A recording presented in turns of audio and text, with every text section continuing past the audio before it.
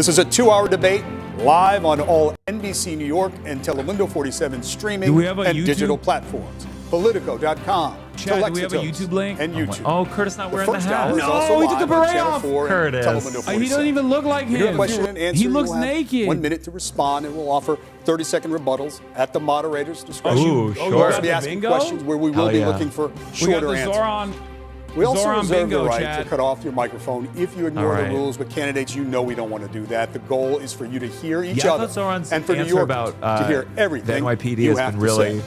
Good luck. Smart. We'll begin with Melissa. By the way, we're speaking. Thank you, David, and good evening, gentlemen. Thank you for being here. Winning. We begin tonight by asking you to do what every mayor dreams of, and that is to write your own headlines. Imagine it's January 2027, and you have been in office for exactly Sharia 1 law year. implemented in New York. We would like you to quickly give us one headline about what you think your biggest accomplishment will have been in year number one. We'll begin with you, Mr. Global jihad. First, thank you very much for sponsoring the debate and having all of us.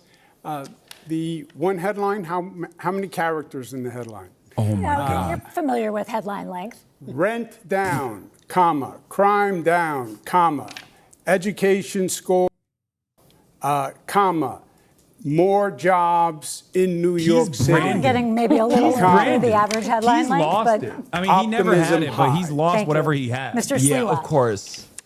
Curtis Sliwa is without his iconic red He's got a beret tan line. because I'm talking to the people of New York City about the really serious issues of affordability, the cost of living, and obviously what I've spent most of my life doing, Let them introduce which is themselves. public safety in the Well, streets and the subways. We would love a headline from you. What will your headline be, your big headline in year number one as mayor? Zohran's going to nail it. Curtis Sliwa exceeds all expectations and looks very mayoral tonight. Mr. Mamdani, you've had some time to think about it now. What's your headline?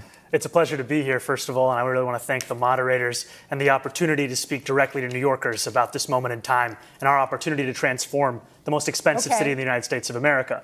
The headline would read in about a year, Mamdani continues to take on Trump, delivers on affordability agenda for New Yorkers. Thank you, Mr. Mamdani. Sally? Thank you, Melissa.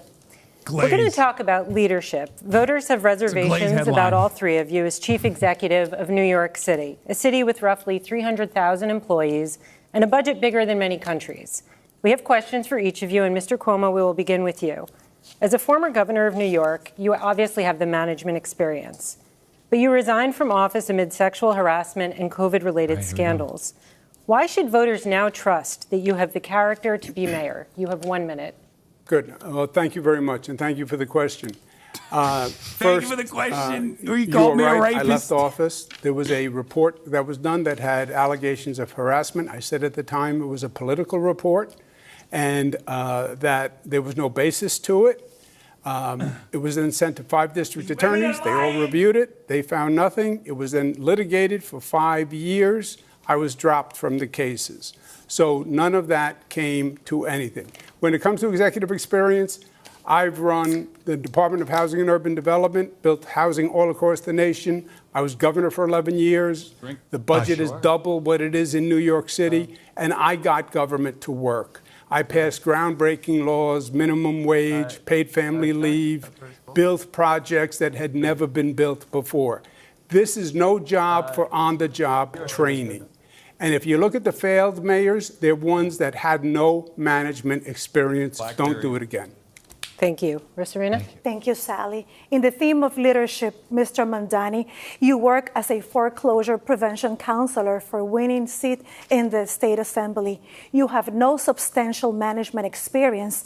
How are you ready to lead the nation's largest and greatest city in the world in one day? You have a minute. You know, I have the experience of having served in the New York State Assembly for 5 years and watching a broken political system, the experience of seeing a governor in Andrew Cuomo who would rather have served his billionaire donors and the working class New Yorkers who voted for him, and the experience amidst all of that of fighting and winning for working class taxi drivers to free them from predatory debt and delivering the first free bus lines in New York City history, and in working with unions and working class New Yorkers to finally raise taxes just that little bit on Mr. Cuomo's donors to start to fully fund our public school. And more than that, I have the experience of being a New Yorker, someone who has actually paid rent in the city before I ran for mayor, someone who has had to wait for a bus that never came, someone who actually buys his groceries in this same city. And what all of that experience has shown me, which Mr. Cuomo can't seem to understand, is that it is far too expensive and far too hard for New Yorkers to afford to live in this city. And the definition of experience is not doing the same thing again and again and hoping for a different result. That's actually the definition of insanity. Thank you, Mr. Mamdani. If I can, I think I was going to go. In other words, what the Assemblyman said is he has no experience. And this is not a job for someone who has no management experience to run 300,000 people, no financial experience to run $115 billion budget. He literally has never had a job. On his resume, it says he interned for his mother. Neither did he. This He's is just not the a son job of a famous for New York a politician. What Any the fuck? day, you could have a hurricane, you have, God forbid, a 9/11, a health pandemic. You can't even hit him on the Nepo line. Thank you, Mr. Cuomo. Mr. Mamdani, want to respond? And if we have a health pandemic, then why would New Yorkers turn back to the governor who sent seniors to their death in nursing homes? Dude. That's the kind of experience that's on offer here today. What I don't have in experience, I make up for in integrity. And what you don't have in integrity, you could never make up for. Oh, he dropped 9/11. God damn. First, what you said was totally false, as you know. Which part was false? Poor Curtis. During No COVID, one's going to bring him up everyone today. did whatever they could in this state. And there have been numerous investigations where they've gone through it, and they said we followed federal guidance. But yes, people died during COVID, and my heart breaks for everyone that that died in this state R.I.P. and across this nation. But just to be clear, just to fact check that, there is a criminal investigation reportedly underway at the DOJ about your testimony to Congress. Trump told me he'll drop it. Yeah, that is a political issue with the Congress. They made a referral, which has gone absolutely nowhere. But there have been multiple investigations where the DOJ found that the nursing home investigation was politically motivated. Okay, we're going to move on. We might have time to come back to it. I do need to move on to Mr. Sliwa. May I just finish my rebuttal? But the Assemblyman still says he has no experience to do the job. Okay. Thank you, Mr. Cuomo. Mr. Unlike Sliwa, me, as founder of the Guardian Angels and grandparents. as a radio host, you've been a well-known figure in New York City for decades. He has no job but experience you other also than beating up lack minorities. substantial management experience. What's his background? So how are you prepared to be the chief He's a cat executive owner and a guardian officer angel. of New York City? You have 1 minute, Mr. Sliwa. God. First of all, I created the Guardian Angels to provide public safety in the subways and streets tasked with when beating up government black was and brown incapable people. of doing so. I didn't do it to get a title or a paycheck. I did it for the love of the game. I don't declare myself to be all-knowing. I will hire the very brightest and best in their fields who have dedicated their lives to trying to improve the city of New York or the state or the federal government or the private sector. But what I will say is, thank God I'm not a professional politician. We have the architect and we have the apprentice of no cash bail, which has been a disaster. We have the architect and the apprentice here of Raise the Age. My own son was almost killed because of that in a gang attack. We have the architect and we have the apprentice of Close Rikers Island, which would just release criminals in the street. Thank God I'm not a professional politician because they have helped create this crime crisis in the city that we face. And I will Thank you, Mr. Sliwa. Which will negate Mr. Sliwa. Candidates, President cooking. Trump has expressed intense interest in this election and in all of you personally. Mr. Mamdani, the president called you, quote, my little communist. Mr. Sliwa, he said you're, quote, not exactly prime time. And Mr. Cuomo, he has been critical of you, but said you have always gotten along. The president has threatened to cut federal funds to the city. And just yesterday, he killed the Gateway Project, the tunnel connecting New York to New Jersey. You've all promised to resist him in some way. What would you say in your first official call with the president to set the tone for your relationship moving forward? We'll give you a minute for this. We'll start with you, Mr. Mamdani. I would make it clear to the president that I am willing to not only speak to him, but to work with him if it means delivering on lowering the cost of living for New Yorkers. That's something that he ran his presidential campaign on, and yet all he's been able to deliver thus far has been prosecuting his political enemies and trying to enact the largest deportation program in American history.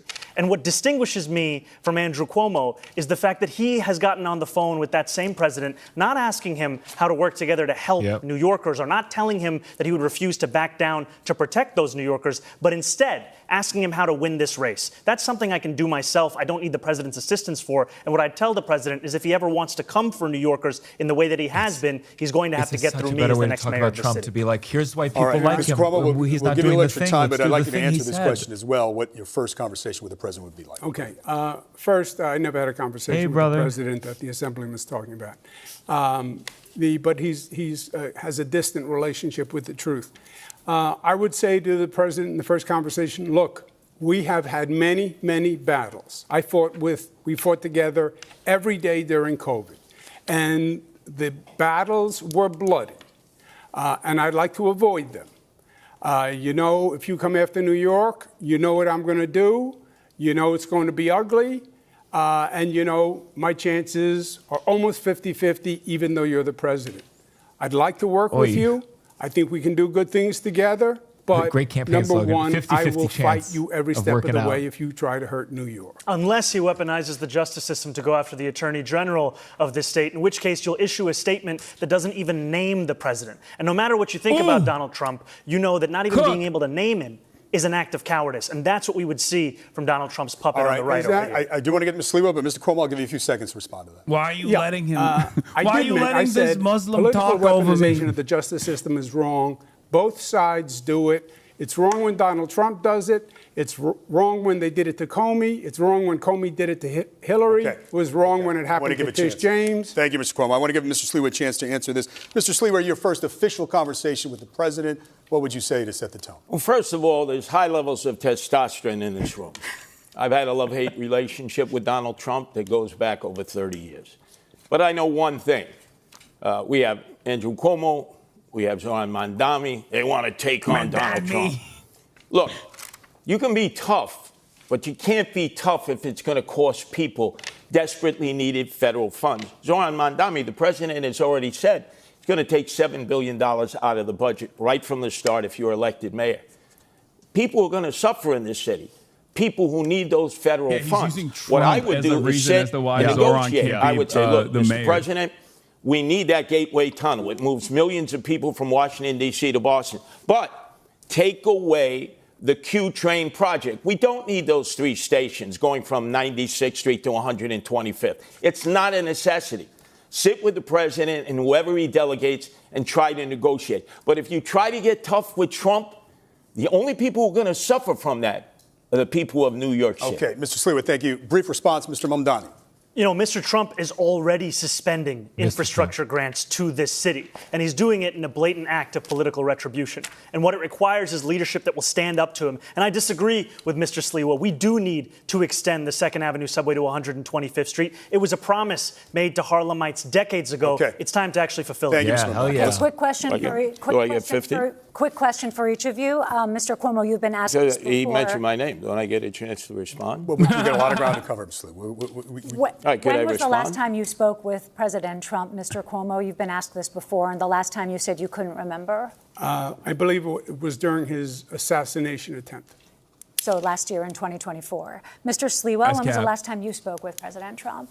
Oh, many years ago, we were receiving awards. I was praising him for saving the annual Veterans Day Parade. Those were the conversations that I had with him. Can I please respond? I was asked about the Q train. Okay, real quick. Mamdani? I am the mayor of mass transit. We do not need a Q train. I'm in the subways every day. We have more than a capable system of transporting people. Thank you, Mr. Sliwa. The infrastructure needs to be fixed in the system that we have. Mr. Mamdani, have you ever spoken with No more mass transit. No more trains. Okay. No more trains. We got too much mass transit. Too many minorities walking around. President Trump has spoken positively about you and your candidacy, even as his Justice Department, as we've noted, is reportedly investigating you for allegations you lied to Congress over your COVID record. Given that dynamic, how would you be able to stand up to this White House? How are you not compromised? And just take into account that New Yorkers are troubled by what they view as a compromised relationship the current outgoing mayor has with the president. First, you're wrong when you say there's any investigation wrong. of me. That's not true. And I'm not saying that because you're a woman and I hate absolutely him. Nothing. Congress did a press release. They said they sent a letter to the Department of Justice, which they do routinely to generate press, and that's what that is. I fought Donald Trump. He investigated me repeatedly with the Department of Justice. The Department of Justice Inspector General said that it was actually politically motivated. That does not back me up. When I'm fighting for New York, I am not going to stop. And I'll tell you something else. If the Assemblyman is elected mayor, Donald Trump will take over New York City, and it will be Mayor Trump who runs New York City. We have to move on. Just a very quick follow-up, yes or no. You're saying unequivocally the Justice Department is not investigating you, correct? I've heard absolutely nothing. They could be, and you might not have heard it. But OK, we'll move on. David? OK. Thanks, Sally. That is virtually impossible, by the way. Okay. So, Mr. Cuomo, you did put out an ad the day after the news first broke in the New York Times that you were under investigation, calling it a political investigation, saying they were coming after you as they had to, after other Democratic politicians. It's cool that he's just debating the moderators now. Republican Congress was. Yes, I believe they play politics with the justice system. Okay. I believe the Republican Congress does it. I believe Donald Trump does it. I believe the Democrats do it. And that's why I think people are sick and tired of the justice system and the politics. If you think that there's no difference between the Democratic Party and the Republican Party, then that's the candidate for you. If you think it's time to have a Democratic Party that actually stands up to Donald Trump and his billionaire-backed assault on working people, thank you, Mr. Mamdani. It doesn't work, Chad. The captioning doesn't work. You're not a Democrat. You're a Democratic socialist. We have you didn't vote for Kamala Harris, right? We have other ground to cover. We have other ground to cover. That's an incendiary charge. I want to be very... You may have a chance to address it, but we do. I'll be very quick. We have a lot of issues to get through with New Yorkers, Mr. Mamdani. I'll be very quick. You didn't say leave it blank in the Kamala I'll be very campaign? quick. I said leave it blank in the presidential primary because primaries are a place to air dissent. And like many Americans, I was horrified by the Israeli genocide of Palestinians. And if you want to look for me on the ballot, you'll find me as the Democrat. Mr. Mamdani, thank you. Gentlemen, we have to move on. This week, the world is reacting to President Trump's Israel-Hamas peace deal and the release of the hostages. Would you glaze Trump? Many are cautiously optimistic would you give Trump credit? about a lasting peace. I hate this shit. Of course, the mayor has no direct role in foreign affairs. Great bar. We certainly have a lot of questions for you about city matters. Talk about credit. This war has been a major topic in the campaign. And there are criticisms about your positions in the past and how you envision leading on these issues. That's how I feel when there's credit. So we have questions for all of you, but first for Mr. Mamdani, because something you said that's been generating headlines in the news today as we come into the debate. Yesterday on Fox News, you were asked if Hamas should lay down its weapons, key to the peace plan and ceasefire.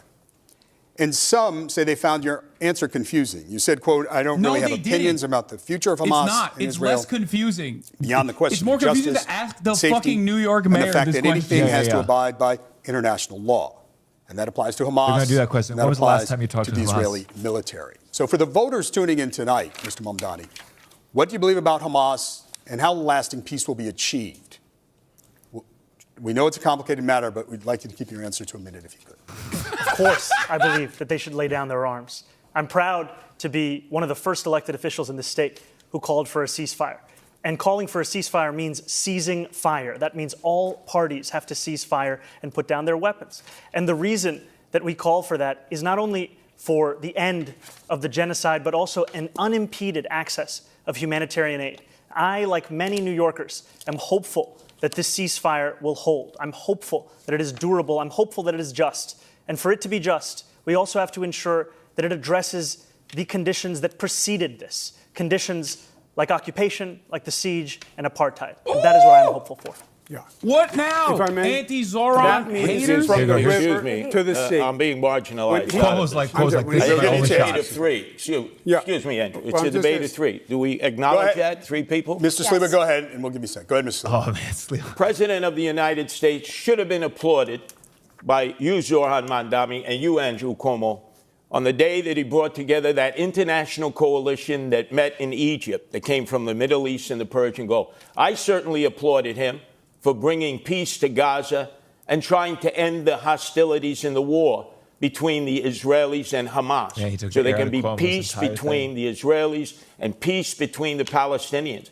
But you seem, Zohran, to be incapable of praising our president. You were incapable of praising our president. We have Give credit where credit is due. He's brought peace to Gaza. Yeah, gentlemen, we want to hear everything you have to say. We have other questions. Yeah, we need a mayor who properly gives credit. Brief response, because we do have other questions on this issue that you may be able to address. Go ahead. I did applaud President Trump and his administration. I think it was a great accomplishment. I hope the peace holds.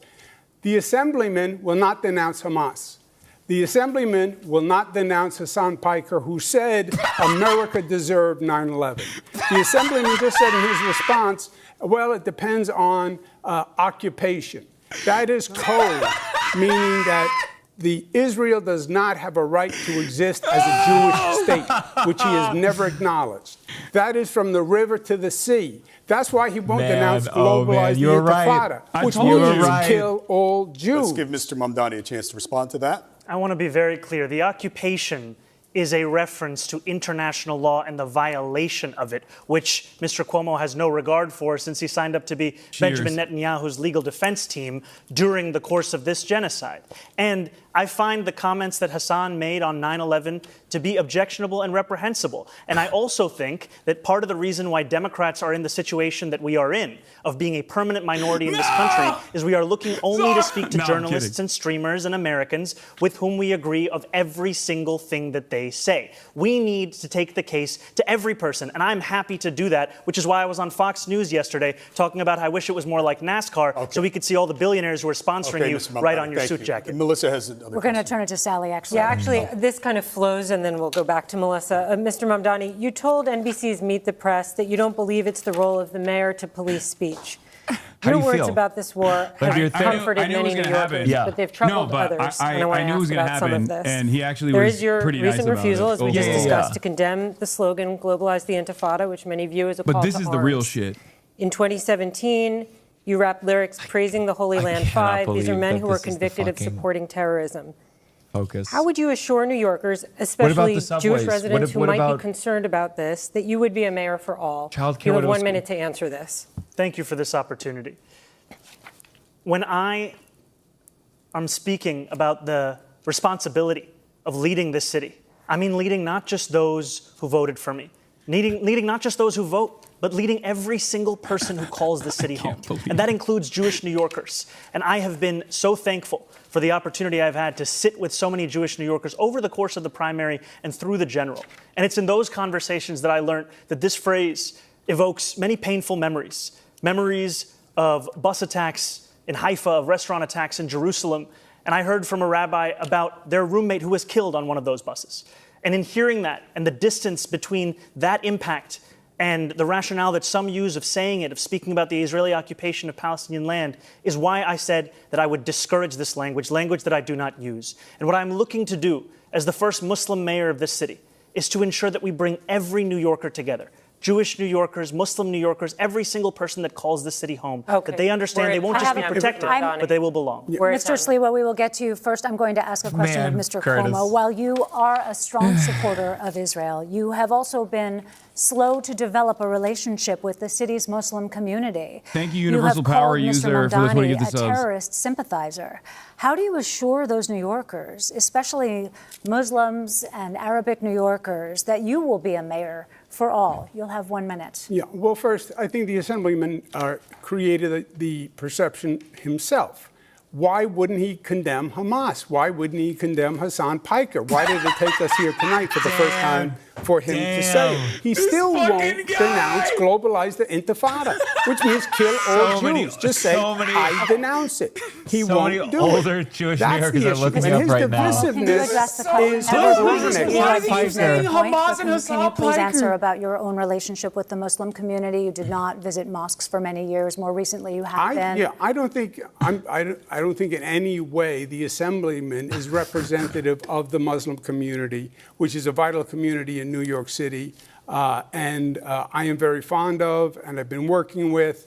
I think he's playing his own politics. Many of his positions don't even follow the Muslim faith, so I see them as two totally separate. He thinks it's a bad idea.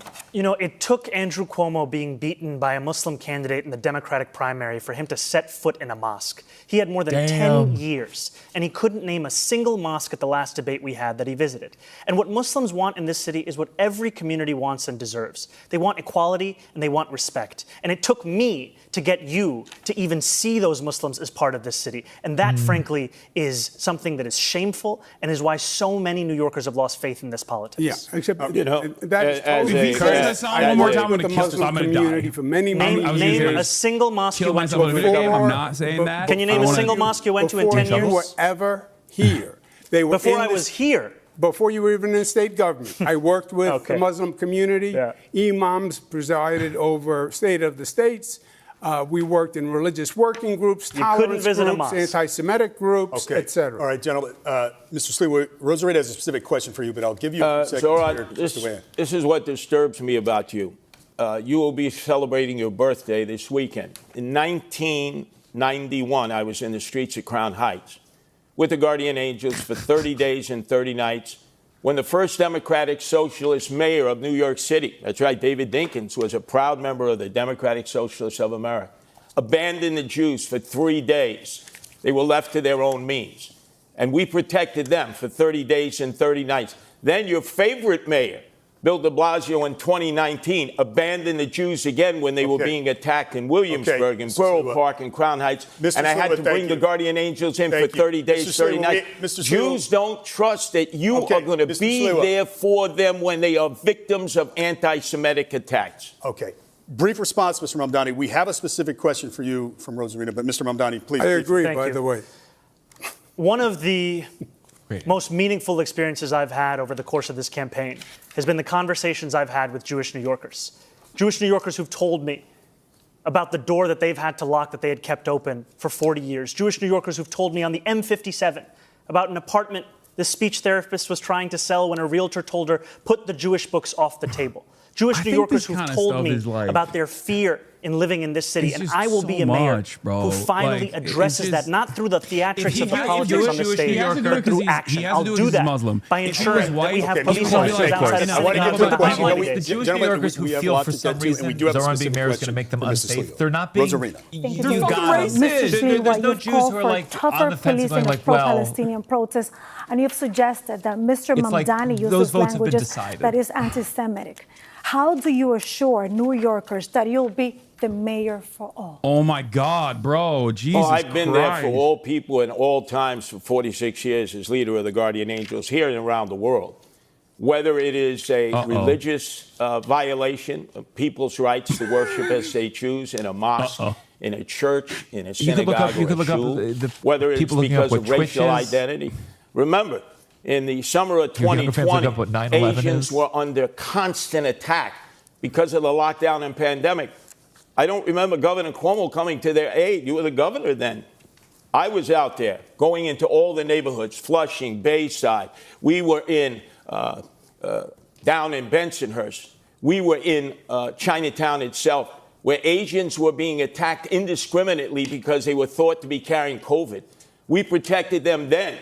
Governor, you were not there for them. De Blasio was not there for them. We understand hate. And in order to counteract hate, you have to get the community involved along with the police to protect people when they're under siege. Jews are under attack now more than ever before. And I don't believe either of you have the capabilities of protecting them with increased anti-Semitism. That is pure fiction. I passed the no hate in our state, the strongest hate crime law in the United States of America. We tolerate no hatred, no discrimination. We are from every place on this globe, and unless we are it's proud you of that's it. perpetrating Excuse me, and we're tolerant, and we accept. If you notice, the Assemblyman still won't say he believes that Israel has the right to exist as a Jewish state. He is a divisive personality all across the board. NYPD are racist. Barack Obama is evil, liar, and he gave the finger to the Christopher Columbus statue. By the way, your laws with no cash bail turn the haters right back in the street to violate and attack again and again and again. Thank you. You're the reason for that. No cash bail.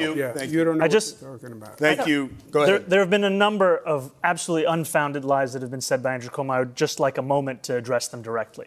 I've said time and again that I recognize Israel's right to exist. I've said that I will not recognize any state. I said that I will not. As a Jewish state. if I would be allowed to finish, that I would not recognize any state's right to exist with a system of hierarchy on the basis of race or religion. I have made that very clear. And part of that is because I'm an American who believes in the importance of equal rights being enshrined in every single country, whether we're speaking about Israel or whether we're speaking about Saudi Arabia. You can stand here and you can lie all you want, but New Yorkers know that. We have the question. We want to address some issues. All right, and we have another polarizing issue that we would love to discuss with you candidates. And let's talk about the National Guard here in the city of New York. Now let's go back to Mr. President Donald Trump. One threat hanging over the city is the deployment of the National Guard troops, like he has done, as you all know, in other cities. The NYPD commissioner has rejected the idea as unnecessary, but the president ordered troops to hit the streets of New York. Now, how would you respond? Mr. Sliwa, you have a minute. There's no need for the National Guard in New York. Kathy Hochul, the governor, when we had a crime crisis in the subways that I'm well familiar with, being down there all the time, unlike my two adversaries, she sent 750 National Guardsmen down into the subways in 2024. Remember the horrible case of Debrina Kawan. Does anybody even say her name anymore? That woman who was set on fire by that migrant. As a result of that, the worst crime I've ever seen committed in the subway system, the governor did the right thing. She sent an additional 250 National Guardsmen, giving us a total of 1,000 National Guardsmen in the subway system, while our mayor, Eric Adams, was telling us it was all a perception. Laura Loomer. So Governor Hochul has responded. Oh, wow. I would She's tell trying to get me deported nonstop. the President of the United States, since I'm familiar with cities all across America having guardian angels there, if you were going to send the National Guard, you don't need to send them to New York City. I wasn't wrong. There are He other did say cities the guardian that angels could got desperately use their help in dealing with their crime crisis. Thank you, Mr. Sliwa. Mr. Mamdani, how would you respond? You know, I agree with Police Commissioner Tish that we do not need the National Guard here in New York City. We do not need them for the purpose of safety, because if it was safety that President Trump was so concerned about, he would send them to the 8 out of 10 states that have the highest levels of crime in this country, but he won't, because they're all run by Republicans. What New Yorkers need is a mayor who can stand up to Donald Trump and actually deliver on that safety. When Donald Trump sent ICE agents on people in Los Angeles, Andrew Cuomo said that New Yorkers need not overreact. That is the furthest answer that New Yorkers are looking for. They are looking for someone who will lead, someone who will say that they will have their back, someone who will actually fight for the people of this city. And that's who I am, because I'm not funded by the same donors that gave us Donald Trump's second term, which isn't something that Andrew Cuomo can say. Thank you, Mr. Mamdani. Yeah, first, the answer in the subways is not more National Guard. I put the National Guard in the subways also. It's more NYPD is the answer. But the National Guard is not, he's not sending in the National Guard to do any real function. It's control, it's power. Sure. He's trying to say these Democrats don't know how to run these cities, and it's a political gesture by sending in the National Guard. He has said if the assemblyman is elected, he will take over New York. Forget the National Guard. But this is he has said, I'm going to take the funds. If they order the troops to come here, what would you do? Well, I went through this with him. He sent the National Guard to 20 cities when I was governor. You know what city he didn't send them to? New York. Why? Because I said to him, don't you dare, we don't need it, and he backed down, and he will again. So that proves a good relationship. Wait a second. The president is going to back down to you, Andrew Cuomo. I know you think you're the toughest guy alive. Curtis, get his ass, Curtis. But let me tell you something. Get his ass, Curtis. You lost your own Curtis primary, low-key kind of likes Zohran, by the way. Have you noticed that? Yeah. And you have a difficulty understanding we're the same age. What the term no is. You're not going to stand up to Donald Trump. And I agree with Curtis. More than you're not going to stand up to Donald Trump. And he can't stand up to Donald Trump. He's a New Yorker, and so is Zohran. Andrew is You not. negotiate with him. You don't fight with him, because only the people of New York City will lose. We do have a follow-up. Negotiate. We have a follow-up. I'd like to see a show of hands. Are there any circumstances where any of you would allow the NYPD to cooperate with the National Guard if Trump sent them to New York? 9/11. Show of hands. Yes? No takers. Okay. Moving on. If history is a guide, National Guard troops in the city could trigger protests. And we have questions for each of you about how you would handle that. So, Mr. Sliwa, you have been arrested for protesting migrant housing and for trying to serve Mayor Bill de Blasio with court papers. How would your NYPD handle protests? And would you continue participating in protests as mayor? You have 1 minute. Well, I have been arrested oftentimes in civil disobedience. That is a great American right. But demonstrations have a time and a place. And it used to be before Bill de Blasio, I know he was your favorite mayor, Zohran Mamdani, that you'd have to get a permit. There's a time period you were in a structured area. You get a sound permit. It could be turned around in a day. If there was going to be civil disobedience, you discussed it with the police department. And obviously, you had an opportunity of expressing your anger or your outrage at whatever it was that motivated you to sit down in the street, to block traffic or block an egress. Now we have rampaging groups that go running through the streets, that enter all kinds of facilities and violate other people's rights. And there's no one who's willing to stop it. When I'm the mayor, there are rules and regulations. Everybody has the right to demonstrate. But you can't violate other people's rights, or you yourself must be arrested. He's such a funny dude. And he's saying I'm not going to stand up to Trump. I don't know if he's saying I'm going to stand up. Remove those face coverings. He doesn't care about anything. Why he's are you afraid of identifying who you are as a demonstrator? No more subway trains. Unless maybe you're an agent provocateur who's been sent in here to cause chaos. Thank you. You can protest, just not on the subway. Goes to you, Mr. Mamdani. You were arrested for blocking traffic in a pro-Palestinian protest, and you participated in a sit-in at Grand Central. Protesters offered block streets, bridges, and hubs like Grand Central. How much of that would you allow as mayor? And what's your line in having the NYPD arrest protesters? You have a minute. Protest is a part of what makes this city's history what it is. It is a part of the First Amendment. We deserve to have a mayor who stands up for that First Amendment, especially as we have a president that's looking to shred it at each and every opportunity. And we will continue to have protests in this city, as we should, no matter who is the mayor. And the line will be on the question of breaking the law. What we have today, however, is an attempt to intimidate so many who are looking to use that freedom of expression to share their opinions about the city and the world around them. And to be frank with you, what New Yorkers are looking for is someone who can show leadership in City Hall. Because when they don't see that leadership, that's when so many take to the streets. And if you had a leader like Andrew Cuomo, who was telling people not to overreact when they see ICE agents abducting girls as young as 6 years old to deport them, many New Yorkers will take to the streets. We deserve to have a leader who will actually be following through on the values of the city. That's the leader that I'll be. Mr. Mamdani, just a quick follow-up. If you're elected, would you still participate in protests?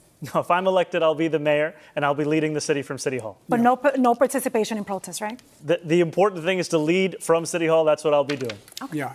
If I may respond, because I believe my name was invoked. Yeah. A very brief response, and then I have a question for you. I dealt with ICE. I stood up with ICE. I had a war with ICE here in New York when I was governor. And I stood them down, and they moved out.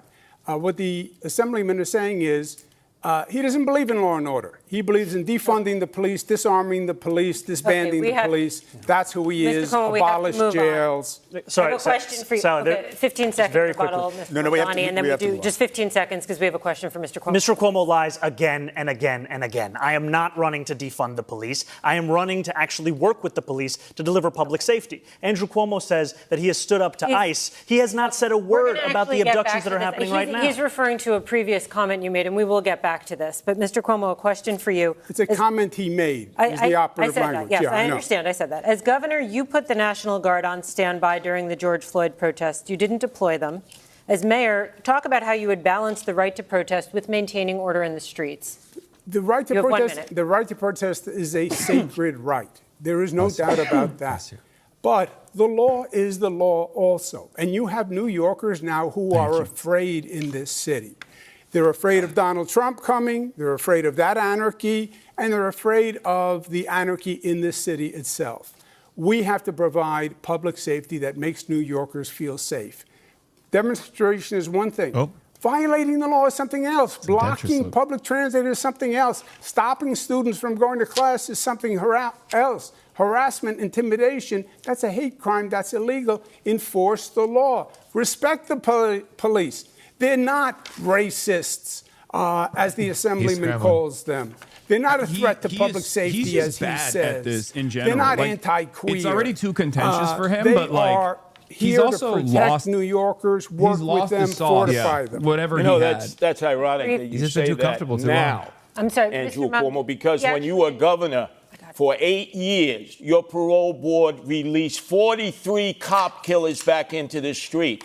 Okay, your father, when he was governor, released none. I knew Mario Cuomo.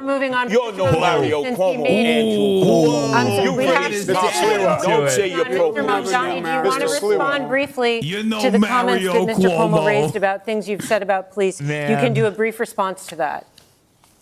I have been clear time and time again that as much as Andrew Cuomo wants to bring up tweets from 2020, which is around the same time that he was sending seniors to their death in nursing homes, I am looking to work with police officers, not to defund the NYPD, looking to ensure that officers can actually do one job like when they're signing up to join that department. is from 2019. Not the many jobs. He was specifically referring to comments you made. We will come back to that, but we're out of time. Why are you bringing up all the grandparents I killed? We're moving on. Thank you. Despite record low crime numbers, polls show that crime remains a top concern for New York City voters. The three of you have very different approaches to crime fighting and how to manage the NYPD.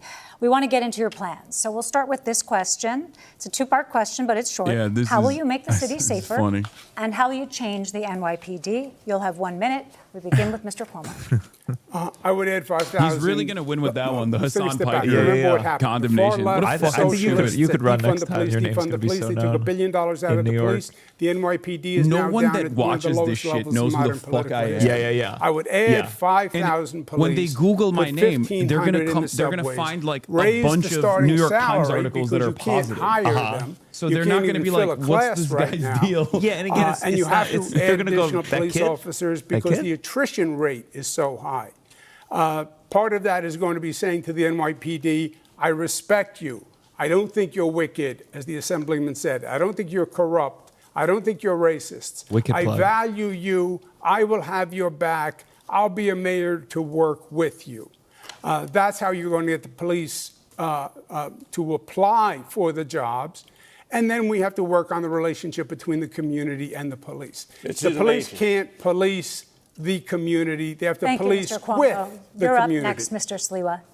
This is amazing. I'm standing here with my two adversaries, both of whom have threatened to defund the police. You, Andrew Cuomo, during the summer of 2020, you said if you don't reform, I canvassed for Zohran and a brain-broken older lady brought you up one time. And you certainly said that, Zohran Mamdani. That's kind of aura. We need 7,000 police. We only have 32,500. I create the problem fear in in the hearts recruiting of police, elderly which New neither York of ladies. you are addressing, is that their insurance was stripped from them.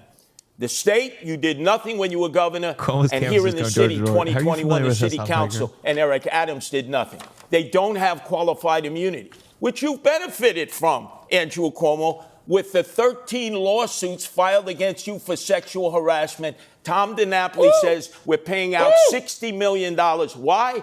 Because you had your qualified immunity as governor, and yet people have stood by as police have lost their insurance in all civil services. That's why you can't get recruits in, because they're not insured. I will return their qualified immunity because they need to be protected like other civil servants. That is not New York State. It's New York City on the qualified insurance, on qualified immunity. It's not insurance at all. You are entitled to free legal counsel, which is what he's referring to. Yes. You have spent. Yes, but it's New York City that has revoked qualified immunity.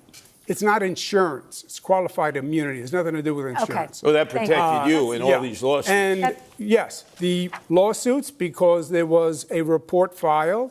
I said it was political. It turned out to be political, and that's why all 13 women were lying. Come on, Andrew. All 13 women were lying. After 5 years, a state trooper too. After 5 years, 5 DAs, 5 years of litigation. I was dropped out. That's why I call Mr. Mamdani, how will you make? Okay, Mr. Mamdani, how will you make the city safer, and how will you change the NYPD? Thank you. This is the concern for so many New Yorkers, and I'm proud to have a comprehensive plan to bring new ideas to this city. If you want more of the same, vote for Andrew Cuomo. If you want an actual approach to lower crime, look at our Department of Community Safety. That is something that has been hailed by experts as addressing so many of the pieces of why New Yorkers are not feeling safe today.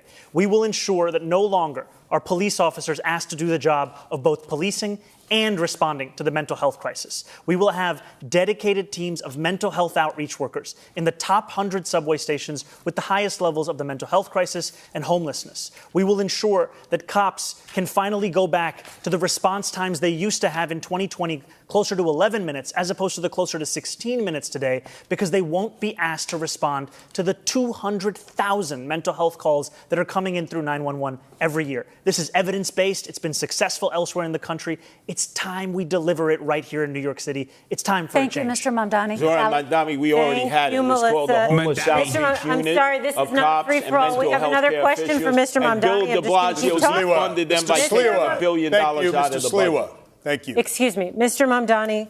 We're going to talk about disciplining police officers. The civilian watchdog that investigates police misconduct regularly recommends discipline for cops accused of wrongdoing, but the police commissioner often overrides them. You want to change that policy so that the board has final say. Please explain to viewers in 30 seconds why you believe the police commissioner should no longer have that final say. What I've said is that I think it's time to remove much of the politics out of the question of accountability. We have the Civilian Complaint Review Board, which, as you said, studies, assesses, and investigates into complaints of abuse and the violation of the law. And oftentimes, those recommendations are then subject to political pressures and not followed through on. I think New Yorkers deserve a system where they know it won't then be assessed once again, that there's actually more to the recommendation in the investigation that's being done by the CCRB. Okay, we're wrapping up. Thank you. Thank you, Mr. Mamdani. Mr. Cuomo, do you believe changes are needed for how officers are disciplined? And are there any powers that you would give up as mayor? You have 30 seconds. Yeah, I would not remove the police commissioner from the CCRB.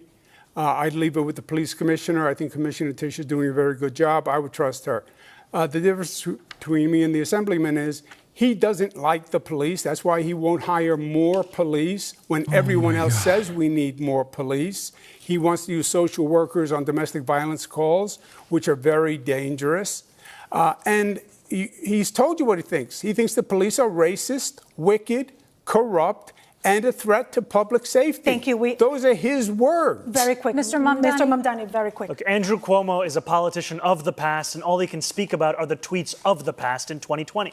Those are tweets which I have apologized for to New Yorkers and police officers directly, and they are not what I am actually running on. No, you're incapable of actually speaking about the platform that we have here, which is one that will keep New Yorkers safe. Can we just quickly ask you, because I think what some people feel they haven't heard from you, we hear you saying that you don't believe that anymore, and you've apologized. People have not heard you sort of describe the evolution of your thought, how you got from there to here. You know, growing up in this city, I would think often about safety and justice and the ways in which that relationship has been irrevocably harmed. When I learned about the exonerated five, when I learned about Sean Bell, when I learned about Eric Garner, when I learned about Michael Brown. And then in 2020, when I wrote these tweets, learning about the death of George Floyd. And that was a moment where it felt as if the distance between these two ideals had never been further.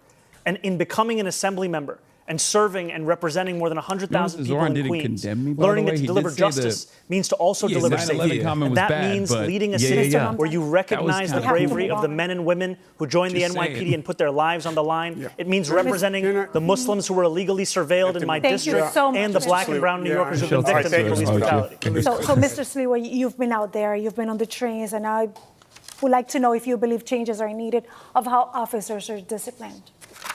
Let me just suggest, Zohran, what you've suggested. Zohran Curtis. Zohran. Thank you.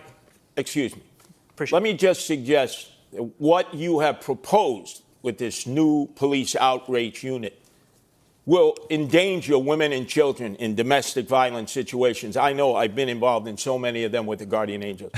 They will be killed. I've been involved in many domestic Number two, violence. in dealing with emotionally disturbed he did a hate crime on camera that on I have Fox dealt News with like for a all couple my years years as a ago. Guardian On the Sean Angel. Hannity show. You need they trained just beat on a professionals. random American Yes, like you can have mental health workers Latin with American them, background. but that has been suggested. They were like, it was that's done illegal. before They by beat the the homeless shit out of him outreach on unit, camera and on the the guy Sean you Hannity thought show. was the best And thing then ever it came out de later that Blasio he was just an disbanded. American citizen. Thank you. Brief response. To be very clear, the Department of Community Safety is not about responding to calls of domestic violence. We are speaking about mental health crisis and the homelessness crisis. These are the focuses of the work that they will do. All right. We have other questions for that a little later in the debate, but we want to just change the pace a little bit, candidates, switching gears to the high cost of living in New York City. to kick us off, we have a few comment. That was an L, not on a personal level of politics. New Yorkers wrestle with daily. So we want to know how much you spend a week on talking to people like Hassan, Mr. Cuomo.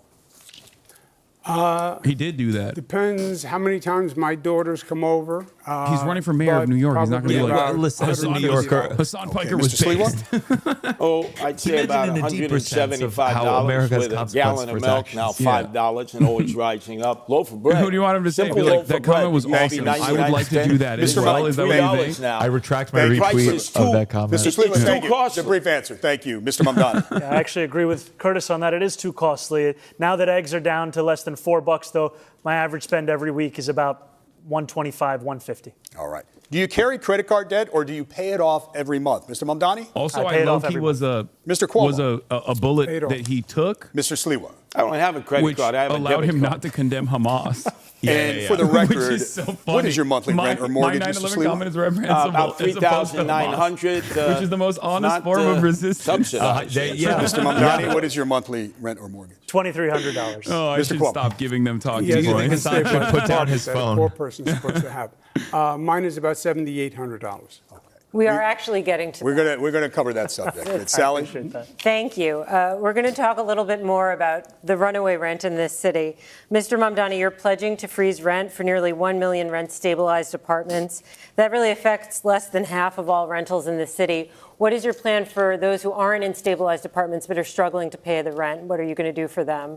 Well, I'm proud to say that I will freeze the rent for more than 2 million rent-stabilized tenants, and I will also build 200,000 truly affordable homes across the 5 boroughs over the next 10 years to ensure that tenants, whether rent-stabilized or market rate, can actually have more housing such that they are not being priced out of this city. And finally, I'm also going to make it easier for the private sector to build housing in this city, because what we see today is that it's not labor, it's not materials, it's the weight that is often costing so much to actually build the housing we need in this city. Thank you. And a follow-up for you, Mr. Mamdani. The cost of maintaining a building change year to year for landlords. The Rent Guidelines Board is legally required to consider those costs when deciding whether to freeze rents. So how can you promise a rent freeze today before ever seeing that data next year? You know, we've seen the data time and again. It's next year's data. It's been data that's been overruled by mayors again and again. The last Rent Guidelines Board study showed that profits were up 12% for landlords of those units. And what did they do? They raised the rent, adding to more than 12% under Eric Adams' administration. What I am speaking about is actually reflecting the needs of these New Yorkers and the state of the market today. These are New Yorkers who have a median household income of $60,000. We do not need to be pushing them further out of the city. We need to keep them in their homes. Aren't you saying in that answer that you are going to prejudge? You will not have seen the data for next year, and you're making a determination based on data you haven't seen. I've seen the data year after year of the fact that salaries are stagnating, costs are up, New Yorkers can't actually afford their apartments. And I will also take action to actually ensure that the landlords of those buildings can better handle their costs by taking on their insurance, their property taxes, and their water bills. And you haven't seen next year's data yet, but we're going to go to I do have a question for you on this subject. You have proposed something that you're calling Zohran's Law. You think that Mr. Mamdani earns too much to live in his rent-stabilized apartment, though I should note that there are no income tests for rent-stabilized apartments. But critics say your plan would force people to pay too much of their income towards the rent. So if you think Mr. Mamdani is gaming the system, what about the other New Yorkers, thousands of them just like him, who earn similar salaries, who are living in similar apartments? Okay, just to follow up on what Sally was saying, because she's right. This is not a new plan that the Assemblyman is talking about. It's Bill de Blasio's plan. It was called Freeze the Rent. Oh, Bill de Blasio says it's happened before. The mayor can't say legally he's going to freeze the rent. There's a Rent Guidelines Board. There are certain considerations that have to be looked at. You're right, Sally. Oh, so it's doable, and it's been done before. Thank you. So it's not communism. Freeze the rent only postpones the rent, because then you have to have an increase to cover the costs. Otherwise, the building is going to go bankrupt. No. And it does nothing for the majority of renters who aren't in these rent-stabilized units. There's nothing for NYCHA. There's nothing for homeowners. There's nothing for people in black-brown communities who are getting priced out. I was the HUD secretary. I built affordable housing all across this nation. I built affordable housing in this city when I was in my 20s. I know how to get it done. How'd you get that job? On the rent-stabilized units. How'd you get that fucking job? Those are the in your 20s without any experience. And we You're out should of time. I'm sorry, Mr. keep Cuomo. them for the We didn't get an answer most to the rent question. burden. We have to move on. But I have a question for you. No, sorry, he invoked me for much of that question. Just a very brief response here. Very brief. You know, you've heard it from Andrew Cuomo that the number one crisis in this city, the housing crisis, the answer is to evict my wife and I. He thinks you address this crisis by unleashing my landlord's ability to raise my rent. If you think that the problem in this city is that my rent is too low, vote for him. If you know the problem in this city is that your rent is too high, vote for me. If I understand it, Sons of millionaires need subsidized Zohran's law housing. would not evict Mr. Mamdani. It would not evict it. It would apply to people applying for. Oh my God! But the tenant advocates. It would affect. It would evict no one. This It would does be not an affect. income limitation on the rappers. I have a Mr. question Sliwa. for Mrs. This is Sliwa. like Rosarina- a spat in the schoolyard. Let me suggest. Mrs. Can I Sliwa, please Rosarina ask has a a question? specific question for you on this. Yeah, well, I wanted to to talk about affordability and obviously address that issue. So you've proposed, Mr. Sliwa, plans that would make a point of talking about the struggle of renters and property owners. Describe your plan to help renters and landlords. Well, first off, we have 6,000 available apartments that the mayor controls in NYC, and they've been empty for years. That you address, number one. Then we talk about senior citizens who are living here. My whole goal is to improve and not to move. I'm concerned about the seniors, especially those that own homes. If they're 65 and make less than $250,000, no property tax, because the property tax is way too high. We need to cut it in half to keep people who are here. And then in terms of rentals, we have affordable housing that can be built in these huge skyscrapers. You see them all throughout Manhattan and in northern Brooklyn and in Long Island City, which we have 25 Empire State Buildings full of commercial space that will never be occupied for office space. We should be converting them into affordable apartments. They're in dense areas. The infrastructure can support it. I'm the only candidate here who's against the city of yes that would destroy residential. I have to interrupt you because we have a programming moment right now. We're about halfway through the mayoral debate. Okay. Channel 4 and Telemundo 47 So will much to return talk regular about programming. here. Holy fuck. Okay, so this is the first half. This is the first half of the debate. God damn. Zohran fucking cooked. I mean, he cooked. He did a great job overall. I think there's like some wishy-washy stuff there. It's just like, I get why people get so fucking annoyed when they're like, they talked way too much about Jewish people. Like, that's crazy. Yeah. But I think, I mean, it gets it out where people go, okay, enough. Yeah, enough. And also to like talk about Jewish people, then like go back to affordable housing. And you're like, yeah, that's probably more important. Wait, for are they New back? York City? Did they not take a break? What's going on? I thought they were supposed to, right? MetroCard or Never mind. OmniPay. Uses OmniPay? Yeah, OmniPay, yeah. MetroCard, I mean, I have one, but, I know I'm hanging on to the last moment. So you're on the subways, Mr. Sliwa. What do you use? I'm just curious. If you don't OmniCard. In fact, I got a whole batch. Okay. I'm in the subways. I'm in the buses. I'm in the express buses. Okay. The only candidate No, who we rides mass transit every day. When you need to get somewhere fast and you can't take the train, do you hail a taxi? Do you use rideshare? Mr. Sliwa, what do you do? I try to avoid yellow cabs. As you know, I was shot in the back of a yellow cab in 1992 by the Gottis He and got Gambinos. hit by a yellow cab, too. But I find my way around. If I have to, I Uber if I can't get there by mass transit. What do you do, Mr. Mamdani, if you can't take the train? I would either take a cab or ride a bike. Mr. Cuomo? I would take a cab, Uber. Okay. All right. Thanks, gentlemen. We Sally? got some limos Thank you, in there. David. He's Let's talk never- about free buses. Mr. Mamdani, this is a centerpiece of your campaign. Can you explain how you will make buses free? You have 30 seconds to answer. Absolutely. We will make buses free by replacing the revenue that the MTA currently gets from buses. This is revenue that's around $700 million or so. That's less money than Andrew Cuomo gave to Elon Musk and $959 million in tax credits when he was the governor. And the reason that we will do so is that making buses free doesn't just provide economic relief, but also public safety. Because what we've seen is that it decreases assaults on bus drivers by 38.9%. New Yorkers deserve more than the slowest buses in the country. I know that because I was on the M57 not too long ago, and its average speed is 4.9 miles an hour. We're at time, though, but the question is how you'll make them free. We will fund the revenue that would have otherwise been brought in from fares. And that's something that we would do in partnership with Albany. And I've put forward two proposals. The first is to raise taxes on the top 1% of New Yorkers by 2%. That would raise $4 billion. The second is to raise the state's top corporate tax rate to match that of New Jersey, which would raise $5 billion. We're going to move along, but I just want to point out to viewers that Governor Hochul has opposed raising the income tax.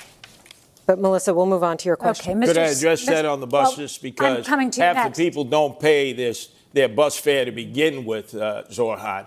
And so Zohran, it's a complete disaster. If you have free bus fare, and the Citizens Budget Commission said just last year, 2024, $1 billion of fare evasion in all different forms.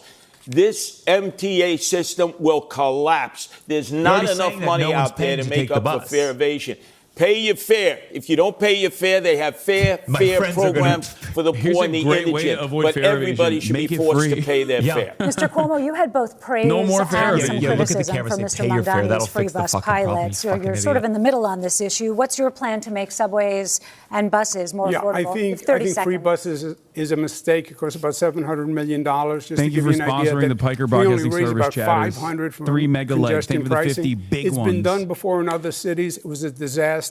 They stopped. They basically became mobile, homeless, gathering places. What I say is free buses for working families who can't afford it, and free subways for working families. But wait, what? Don't subsidize rich people on a bus. And how are you going to? It's been tried and it's failed. Has that been his pitch? Mr. Mamdani, can you just respond quickly on the point about the mobile homeless gathering places? You know, this is something that we heard when we were fighting to make buses free in Albany when we delivered the first fare-free bus lines in New York City history. And what we saw is when we made one bus route free in each borough of New York City, there was no increase in homelessness on those buses. There was no increase in fare evasion in the surrounding area. What there was an increase in ridership of up to 38%. Thank you, Mr. Mamdani. Candidates, maybe we can dig deeper on this and get a sense of how all of you would pay for your big ideas. Mr. Mamdani, we'll start with you. We've obviously been talking about free buses. You've talked about free childcare, city-run grocery stores. I gave up because I realized you're proposing about $10 billion in this is new the community spending. one. And as you've indicated, you want to pay for it with tax increases. Yes, Sally pointed out, Governor Hochul said no to raising income tax on millionaires. So tell New Yorkers tonight how you're going to pay for all of this in 1 minute. Kathy Hochul Look, a lot of people have called even my campaign a non-starter when we first began. And now I stand before you proud to be the Democratic nominee who got the most votes in city primary history. And I believe we will see the same thing with our push to ensure that we are taxing the wealthiest and the most profitable corporations the fair amount that they should pay. Now, there are those who will say that because it will be hard, you should give up. We saw what giving up looked like when Andrew Cuomo was the governor. He gave up on fighting for working-class New Yorkers and instead caved in to his billionaire donors. And what did we get? We have the fastest and most frequent helicopter service to the Hamptons, and we have the slowest and more expensive bus service across the 5 boroughs. But again, Mr. Mamdani, I know Governor Hochul indicated this week there may be some open windows, but more or less income tax on millionaires is off the table, according to the governor. Look, I've said very clearly, making buses fast and free costs about $700 million a year. Making universal child care a reality costs about $5 or $6 billion a year. If you raise the state's top corporate tax rate to match that of New Jersey, you'd be raising $5 billion in and of itself. I have a couple of follow-ups. Mr. Kluber, you're next, but I have a couple of follow-ups. I would just add one additional thing. We have also put forward a plan to save money here in New York City with $1 billion in savings through procurement reform, through following the independent budget office's assessment about hiring more fiscal auditors, and in actually collecting the fines and fees from bad landlords across the city. Just a quick couple of follow-ups. If you could find some of the funding, but not all of it, which of your priorities would come first? What would be the first among equals that you would try to get done? Well, freezing the rent doesn't require any fiscal infusion, so that will be something we'll be pursuing immediately. And universal childcare, after housing, is the second cost. Childcare is the second cost pushing New Yorkers out of this city. $22,500 a year is the estimate we've seen. That will be a priority for us. And I just want to know if you could get the money and funding elsewhere, would you drop the call for the tax increase? Absolutely. The most important thing is funding these agenda items. I think these are the two most important and straightforward, direct ways to do so. But if the money comes from elsewhere, the most important thing is funding. Melissa has a question. Mr. Sliwa, you've been talking about cutting taxes and spending. So what is your plan, and how would you pay for your programs like 7,000 more cops? Cuomo's going to tank, I think, after this. It was so dumb. Boy, your fantasies.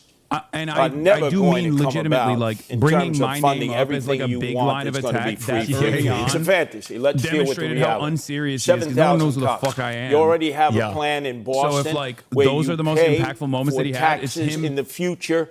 This is a great plan. It's him defending in his which rape universities and others who have bought up properties the moderator, you actually have this that are now taken from the real estate market and taken from property tax. He's offered nothing that makes you go, oh, we could raise cool, $1 billion from Columbia University, NYU, that are in the real estate business, and Madison Square Garden. Your friends, Andrew Cuomo, Jimmy Dolan, who pays no property taxes. That's how you raise $1 billion to get 700 police officers trained, vetted, and out into the streets in the 5 boroughs. And then the police will be on the subways, and they will be patrolling the old-fashioned way where they're needed, going up and down the moving subway cars where people want to see the visual protection, especially women who are being assaulted, perved. And like we saw this morning on 86th Street, a woman with a gun to her head, an armed robbery because we don't have enough cops. I have a question for you in this topic, and let's talk about history, because as governor, you raised and cut taxes. Now you're proposing some tax relief. What's the price tag for your proposals, and where will you get the money for example, 5,000 new police officers? You have a minute to answer. I think Sally's question was very well taken. The Assemblyman's whole plan is based on a myth. He's going to raise taxes. Albany's going to raise taxes statewide on corporations, but the money's only going to go to New York City. That could never happen. It's not just that the governor wouldn't support it. It's impossible. He said he's going to raise the taxes the same as New Jersey, corporate tax. No, it would be double the tax. You would see New Yorkers on 995 fleeing to Florida. We would be alone. So you have to be realistic with revenue. You have a $115 billion budget. You have to go through that city budget and find savings. I started the state, which is double the budget of the city, at a $10 billion deficit. I closed it and added services. And we can do the same with New York City. New York is already more expensive than these other places. People still choose to live there because it's fucking New York City. It's bullshit. It would be whatever additional spending would be revenue neutral. People go to Florida when they're ready to go to Florida. It's impossible. You got to cut taxes for people to stay here.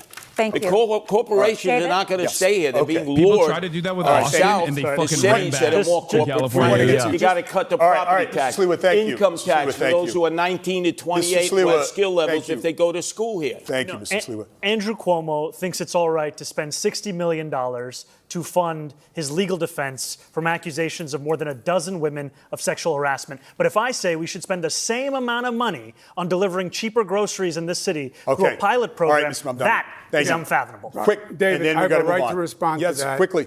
First, I did not bring those lawsuits. That was brought by the Attorney General, which I said was political. Well, those that's what generated the legal fees. Women, and some of them have still been making their way through the courts it's political, this year. and those harlots are lying. Come on. Not all of them. Yeah. This is a great debate performance. What the Assemblyman doesn't say is all this money that he Curtis wants to was smart pass. to bring up just the one thing he did do is 13 he voted to for a remind pay raise people. for himself. Yeah.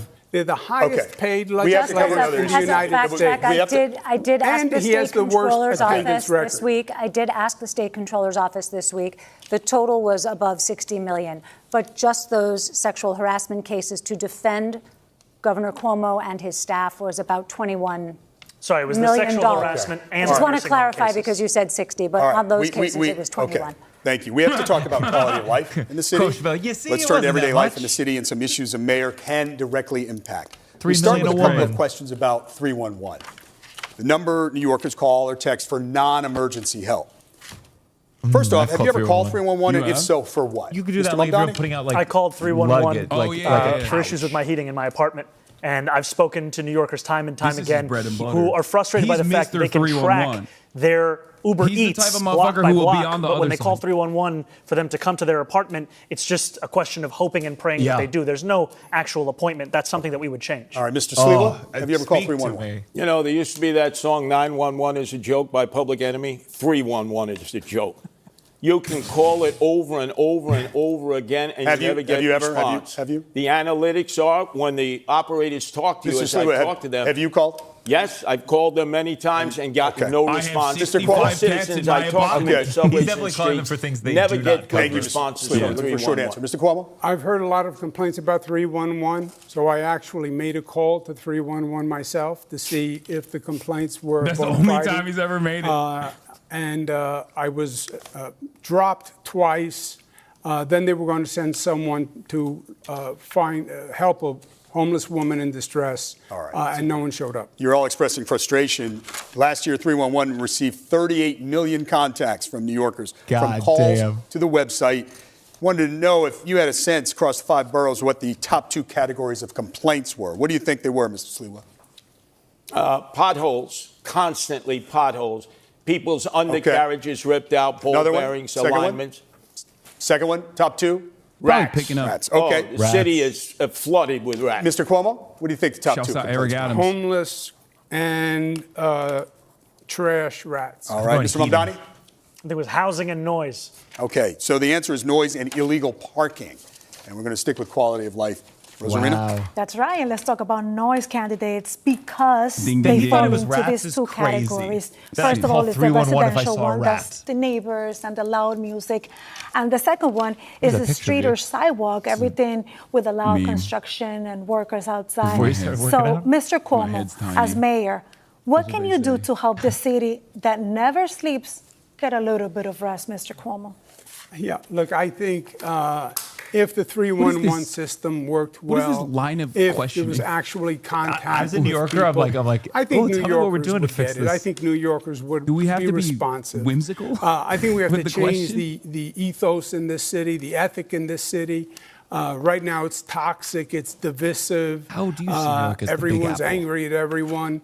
I think when we have public safety that's functional again, and New Yorkers are part of that system, I think they would be more cooperative than you think. Thank you very much. There's no proposal. Mr. Sliwa, how would you quiet a little bit the city that never sleeps?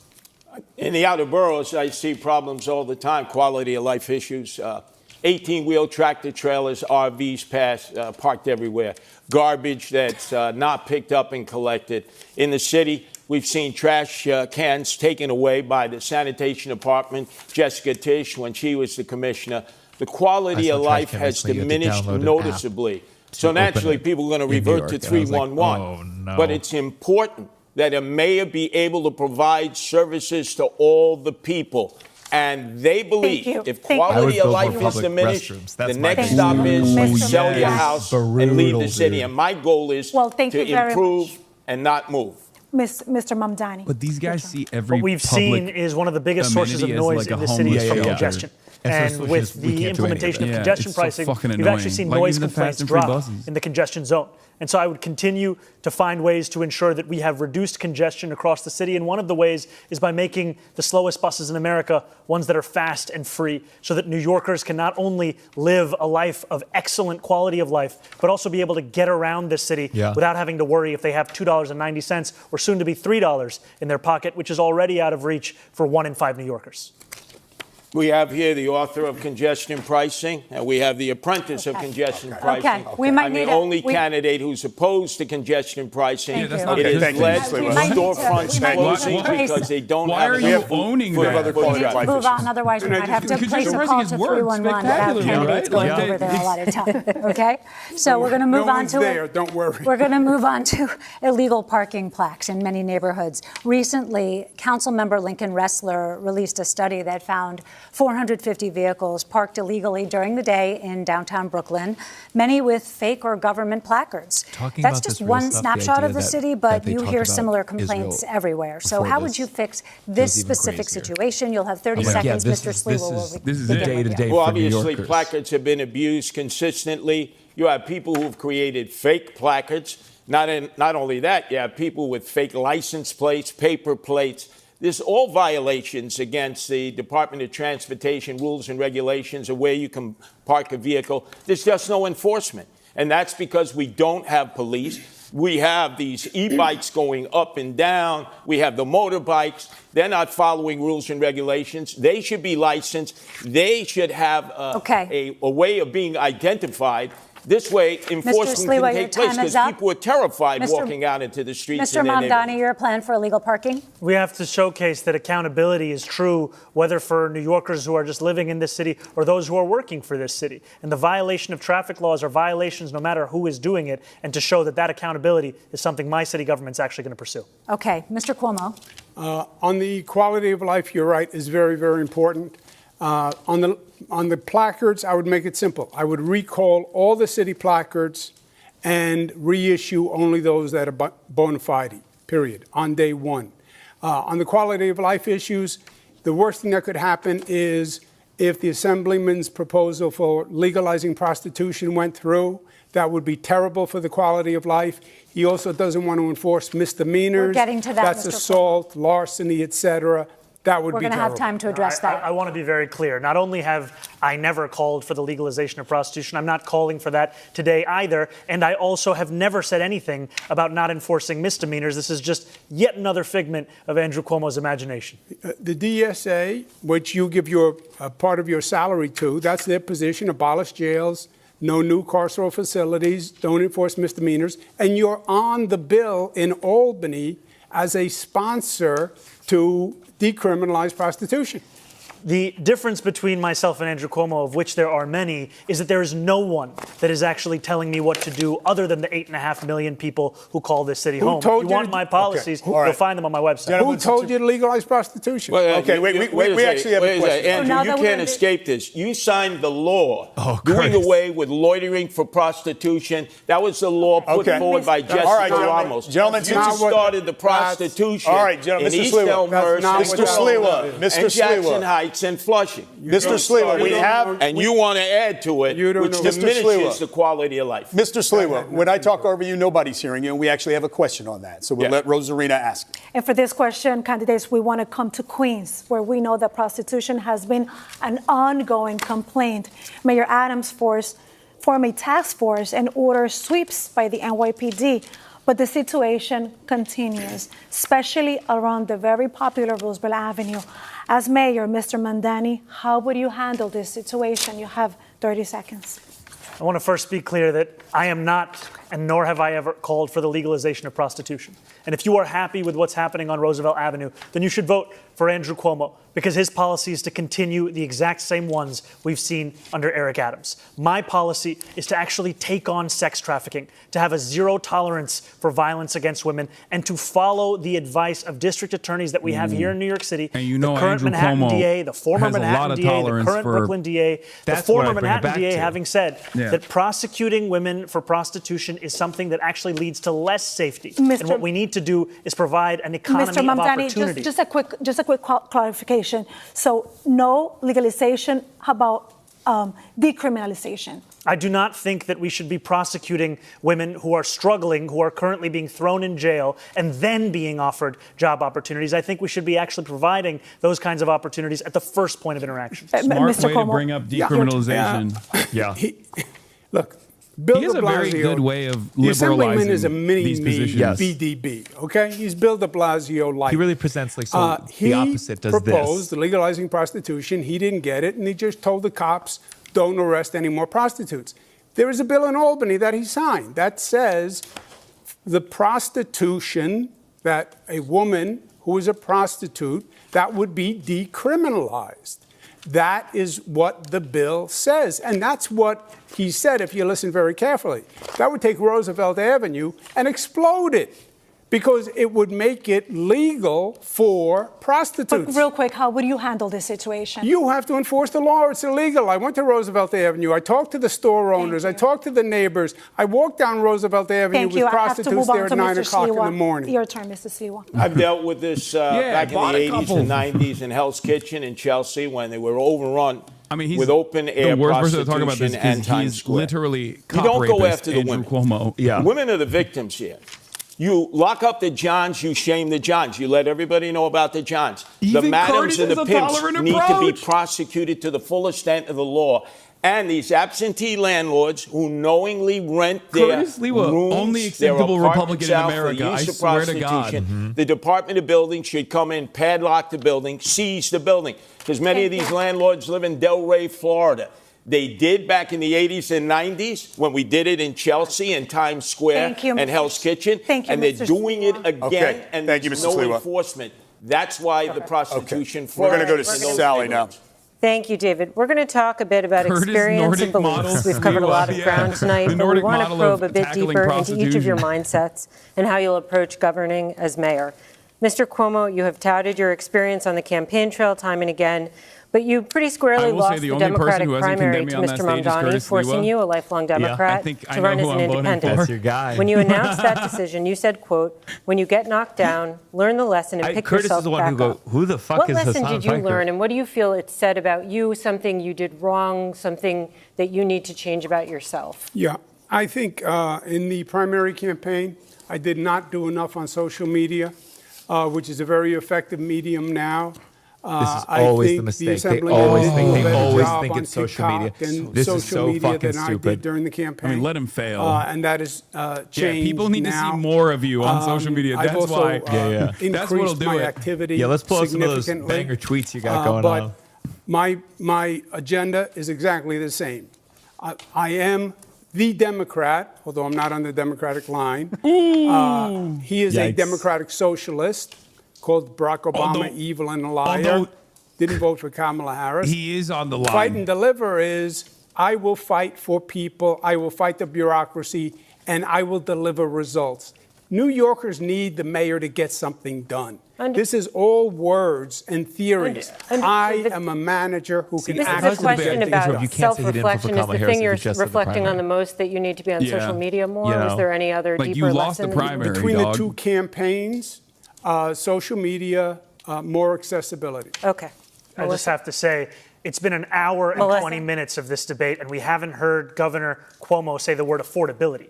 That's why he lost the primary. That's why he'll lose the general election. And you can lie all you want, but the truth is, I voted for Kamala Harris. I'm the only candidate on this stage to have the endorsement of Kamala Harris, and I'm not the one who's funded by Bill Ackman, who called Kamala Harris unqualified to be the vice president of this country. Okay, may I respond? Yes, brief response, please. There are a lot of New Yorkers who support me. I don't think New Yorkers care about Kamala Harris. New Yorkers I don't think so, no. Yeah, I think New Yorkers are done with Kamala Harris. Because they think you're anti-Semitic. So it's not about Trump or Republican. Wasn't that one? It's about you. Do you think he's anti-Semitic, Mr. Cuomo? I don't make those judgments about people. Are you a racist? Are you an anti-Semite? I know there are many Jewish people who believe he's anti-Semitic. Okay, but I believe not condemning the globalized Intifada, what he has said about Hamas. But Mr. I can see where they are inflamed. I'm sorry, I didn't mean to interrupt. I covered your speech in an Upper West Side synagogue where you said anti-Zionism is anti-Semitism. There is no difference. And you were talking about Mr. Mamdani. Is that not an allegation? No, I make that statement all the time. I wasn't referring to Mamdani. Okay, all right. Mr. Mamdani, a brief response, and then we have to move on. I have denounced Hamas again and again, and it will never be enough for Andrew Cuomo, because what he is willing to say, even though not on this stage, is to call me, the first Muslim on the precipice of leading this city, a terrorist sympathizer, is to send mailers that artificially lengthen my beard, is to say to New Yorkers that they should be fearful. Okay, Mr. What I will do is deliver Melissa has a specific question Mr. Mamdani, for you. You are the Democratic nominee, and you're also a member, as we've been discussing, of a political organization that may be less familiar to New Yorkers, the Democratic Socialists of America, which believes in dismantling capitalism. New York City is the global headquarters of the finance industry. So how would you be the mayor of Wall Street and the DSA? You have 1 minute. I would be the mayor of this entire city. And that means ensuring that the wealth that we generate in this city is also wealth that every single New Yorker can actually feel in their pockets. Because what we have today is a system that has generated the most wealth in the wealthiest country in the history of the world, where 1 in 4 of our neighbors are living in poverty. That's unacceptable. We can't look at 500,000 kids hungry every single night as just the cost of doing business in this city. That's something we have to actually change. And I'm going to do that by fighting for my neighbors in Queens that I've come to know, who are not only the ones who own teapots and toy stores, who own diners and dry cleaners, but also the ones who work there. Because right now, all of them are being pushed out of this city by corporate greed, by private equity, and by a politics that refuses to fight for them. I will finally deliver that politics. Just a quick follow-up, Mr. Mamdani. A lot of Hispanic that flee socialism and are a little bit scared to hear your policies. God. What would you tell them? Well, I would first say that I wouldn't be here without the support of Latino New Yorkers, because it was the majority of their support that helped to make me the Democratic nominee. And what democratic socialism means is a belief in the dignity of each and every New Yorker and the responsibility city government has to deliver that dignity. That's why I'm speaking about child care, because it's pricing out New Yorkers from the city. That's why I'm speaking about freezing the rent, because housing isn't a human right in the way that we practice our politics in this city. And that's why I'm talking about making buses fast and free, because 1 in 5 New Yorkers are being priced out of public transit today.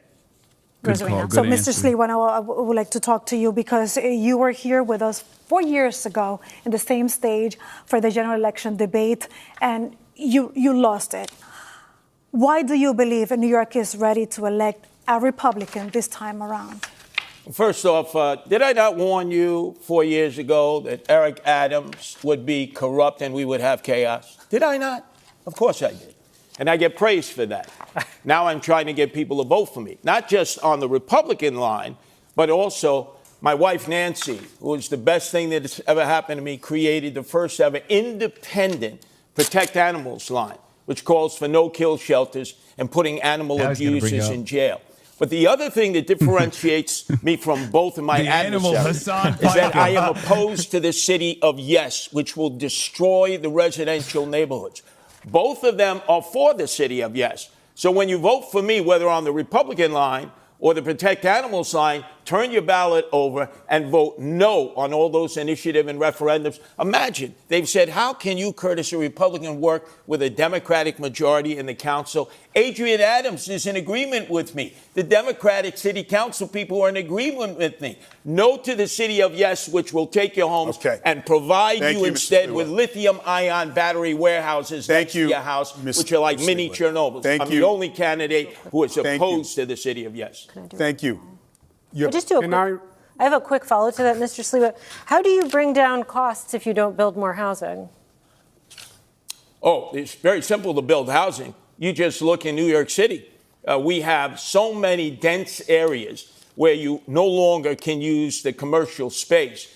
They used to be office space. And you just convert it into residential housing. You don't need to go into the outer boroughs. You don't need to use wetlands and parklands, which they seek to do. If you build a new building, it takes 5 years. If you convert an All right, Mr. Sliwa, thank you. We want to change the pace here a little bit. I want to change the pace and just get a sense of what you think about political leadership. We're curious about who you admire.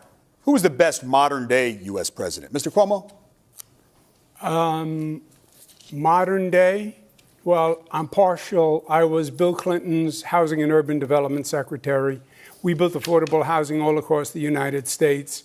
So Bill Clinton? Empowerment zones. I would say Bill Clinton. Okay. Mr. Mamdani? I would say FDR. Mr. Sliwa? He's modern day? Modern. Well, man, I'd say FDR also, if that's modern day.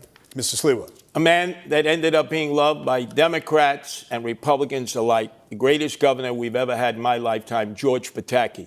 3 terms, no chaos, no corruption. I was asking. And he actually beat President. the better President. your father. Mr. Sliwa, this governor and this modern day U.S. president. Who's who you thought the best modern best president in our lifetime? Yeah. Or I would say the best president in our lifetime that I've experienced. I would go back to Ronald Reagan. Ronald Reagan. Okay. Yeah. How about the best New York City mayor, Mr. Sliwa? Classic take from him. He won't say fucking best New York City mayor, Mr. Rudy Giuliani, who endorsed me last week. Okay. And I'd have a little bit of Michael Bloomberg thrown in because he liked Mr. Mamdani? responsibility. I think the best New York City mayor of all time is Fiorello LaGuardia. Mr. Cuomo? It was Bill de Blasio last debate. No, I've always said Fiorello is the best mayor of all time. Who's yours, Mr. Cuomo? Is it of all time or modern time? Best New York City mayor in Europe. Of all time, it is Fiorello LaGuardia. We agree. Who's closer to LaGuardia between you and fucking Zohran? Exactly. I wonder. How about I wonder political who's closer leader, to LaGuardia? dead or alive, you most admire? Mr. Mamdani? I would say I admire Bernie Sanders. Mr. Cuomo? My father. Mr. Sliwa? Yeah. I said it already, George Pataki, who is loved by Democrats and Republicans and the greatest mayor in our lifetime. All right. Greatest governor in our I just lifetime. have one more before Sally starts to ask you about schools. A show of hands. Who supports Kathy Hochul for re-election? It's a decision that should be made after this general election. So no decision. Mr. Cuomo, you handpicked her as your lieutenant governor. No thought? You have to know who's running. Yeah. Okay, so. And I would add that I do think that Kathy Hochul, our governor, has been doing a good job in not only do you serving support her and for delivering, re-election? not only delivering for New Yorkers, but also standing up to Donald Trump. Just what do you support her for re-election? Then endorse her. I'm focusing on November. Why don't you endorse and her? I appreciate her support and I appreciate her work. But you don't endorse her. How about a shout out for right, Lee we're gonna Stefanik to take out Kathy Hochul? No. So you have a Republican Mayor Curtis, a Republican Governor Thank you, gentlemen. Stefanik, Thank you. like Giuliani We want to talk about Pataki, who schools. saved this city. We want to and talk about state. schools. Sally? Okay. Thank you, David. Let's turn to education. There are a number of issues facing public schools. Too many opinions. One that's been controversial in the campaign is the Gifted and Talented program, which offers accelerated instruction to elementary school children. Mr. Mamdani, you have said that you want to phase out the Gifted and Talented program, while Mr. Cuomo and Mr. Sliwa want to expand it. Mr. Sliwa, we will start with you. What is your plan for the program? You have 1 minute. Gifted and talented. Yes, gifted and talented. I have 2 younger sons with Melinda Katz, the Queens DA. They both attempted to get into gifted and talented as 4-year-olds. They failed. It did not present a problem with their future education. We don't have enough slots. Right now, they're 1,900. We need to have at least 5,000 slots around the city. What they have not done at the Department of Education is make these tests available in Black and Hispanic communities. So, for instance, you have 77,000 children who are 4 years old. Only 10,000 have taken the test. Only 2,000 are accepted. Why not offer the test to all 77,000? And even if a gifted and talented class only has 3 or 4 in a minority school, give these children an opportunity to excel too. That would make it fair for everybody. Thank you. Mr. Cuomo, how does your plan differ from Mr. Sliwa's? You also have 1 minute. Oh, my God. I think it's more of us than Cuomo. I support mayoral control. I think it would be a terrible mistake to roll back mayoral control. That's probably been the most dramatic educational reform in 40 years. We go back to the old system Zohran that had local school boards, which were corrupt, patronage mills, etc. So Cuomo. who runs the system is number one. I would expand gifted and talented programs, accessibility. I'd offer preparatory courses to any student, parent that wanted to take them. I'd double the number of specialized high schools from 9 to 18. And I would keep the SAT as it is. Thank you. And Mr. Mamdani. Can I add one thing? There's been no discussion about vocational high schools, which save so many young men and women. We need to expand vocational training for those who are not going to achieve academic excellence. We're going to keep going here with Mr. Mamdani. Why should the Gifted and Talented program be phased out, in your opinion? You have a minute to answer. So I want to be very clear. I have spoken solely of gifted and talented for kindergartners. I do not believe that kindergartners should be subject to a singular assessment. I have not spoken of any gifted and talented programs older than for kindergarten. I'm solely speaking about kindergarten. And I believe that we should be delivering the best education across the country here in this city. We will do that by following through on the proposals I've put forward to hire 1,000 more teachers every single year through our Community to Classroom program, one that will ensure that we're providing each student, whether they be in high school or someone who is an adult looking to become a teacher, with $12,000 in tuition subsidies so that they can start to fulfill the 7,000 to 9,000 additional teachers we need so that we can actually deliver on the Class Size Reduction Act, which I was proud to pass in Albany, that will ensure that children and teachers actually have a manageable ratio in that classroom so that they can learn. Because today, that learning is being rendered impossible by the number of kids in that same classroom. It's time to make sure that that number is lower. Yeah. But you don't believe the mayor should run this system?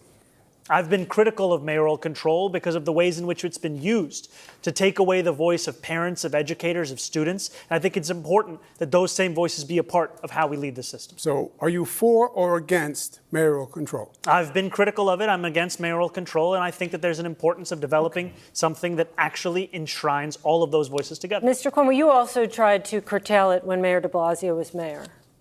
But I'm sorry.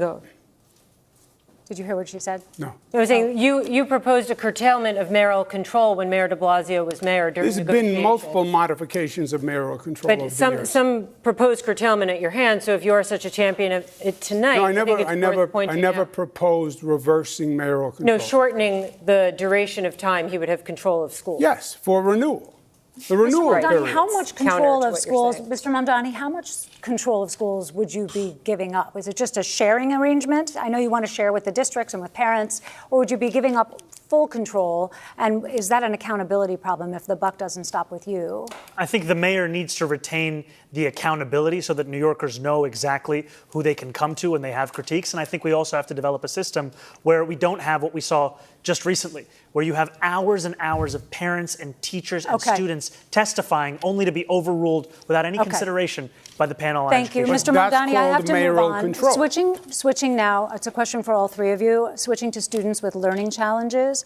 Parents of students with dyslexia, ADHD, and autism are very well aware the fact that the school system in New York City is not doing enough to meet their children's educational needs. How will you help these parents and students? We know that Mayor Adams has expanded evaluations specifically for children with dyslexia. It was an issue close to his heart, but what would you do more broadly, Mr. Mamdani?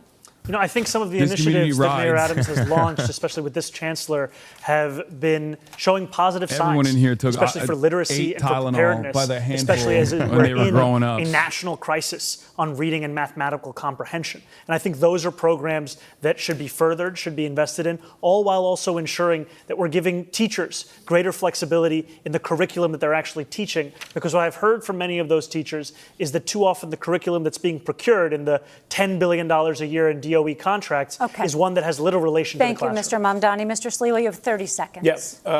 We have $41,000 that we're spending on each student now. By fourth grade, 2/3 of these children cannot read, write, or do math at grade level.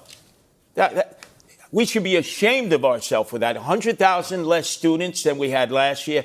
1/3 are truants. We have 200 schools with 200 students or less, and Michael Mulgrew determines which schools stay open. Eric Adams is not exhibiting mayoral control. They should bring Eric Adams up for one question. The Board of Education, the old Board of Education that is now the Department of Education. The bureaucracy. You have 13 deputy chancellors. You have 50 department heads that suck up all the money, and teachers are still reaching into their pockets to pay for badly needed supplies for the children in the class. The money should be going to the teachers and the children and young adults, and it's not. Mr. Cuomo, what is your specific plan to deal with the challenges of students who have learning differences? We are losing young families. When the child becomes of school age, they leave the city, they go to the suburbs, they go to New Jersey. They're not going to sacrifice their child on what they think is a secondary education system. The core competency, reading and math, below 50% is a disgrace. The gifted and talented programs gives people hope. I do believe Mayor Adams has made progress on the evaluations and services for children who require special needs and assistance, but obviously we have to do more. So we have another question about improving schools.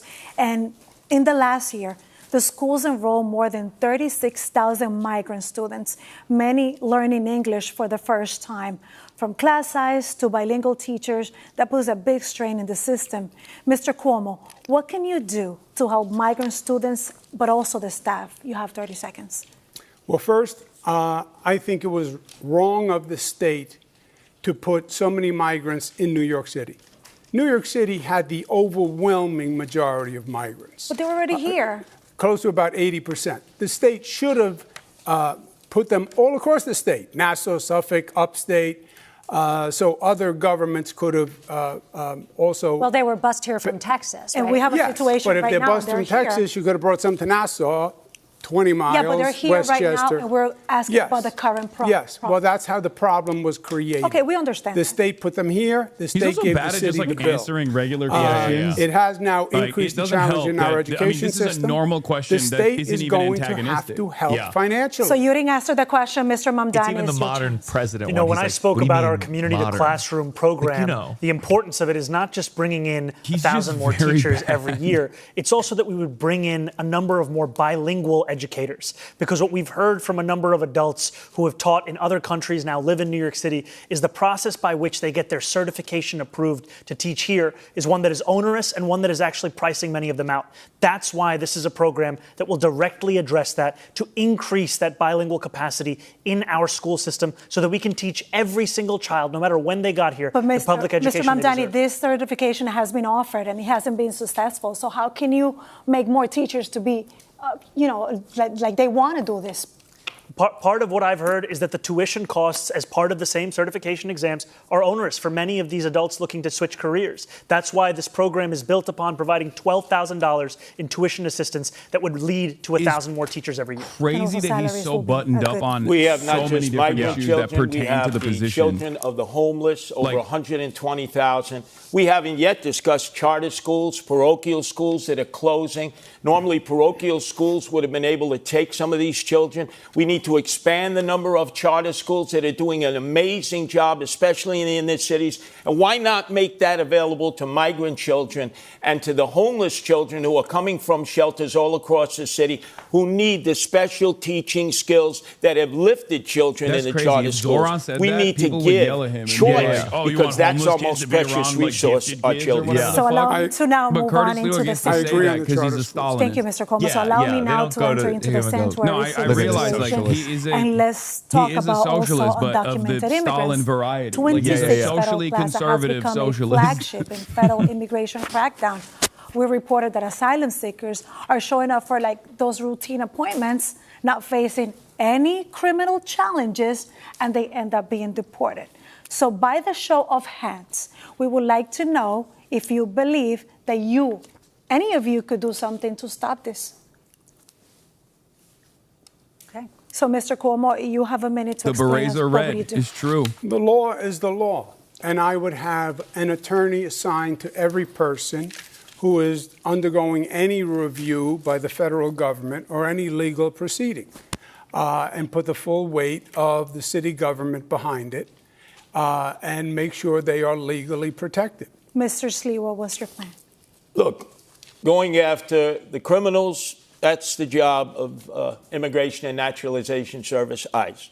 But when they have to perform under a quota, because I speak to many of the men and women who serve this country, it's putting too much pressure to go outside of courthouses, to go Home Depot shape-ups, or in the backs of restaurants and hospitality businesses, which have hired these migrants, and they are essential workers now. I can tell you, I have 3 sons.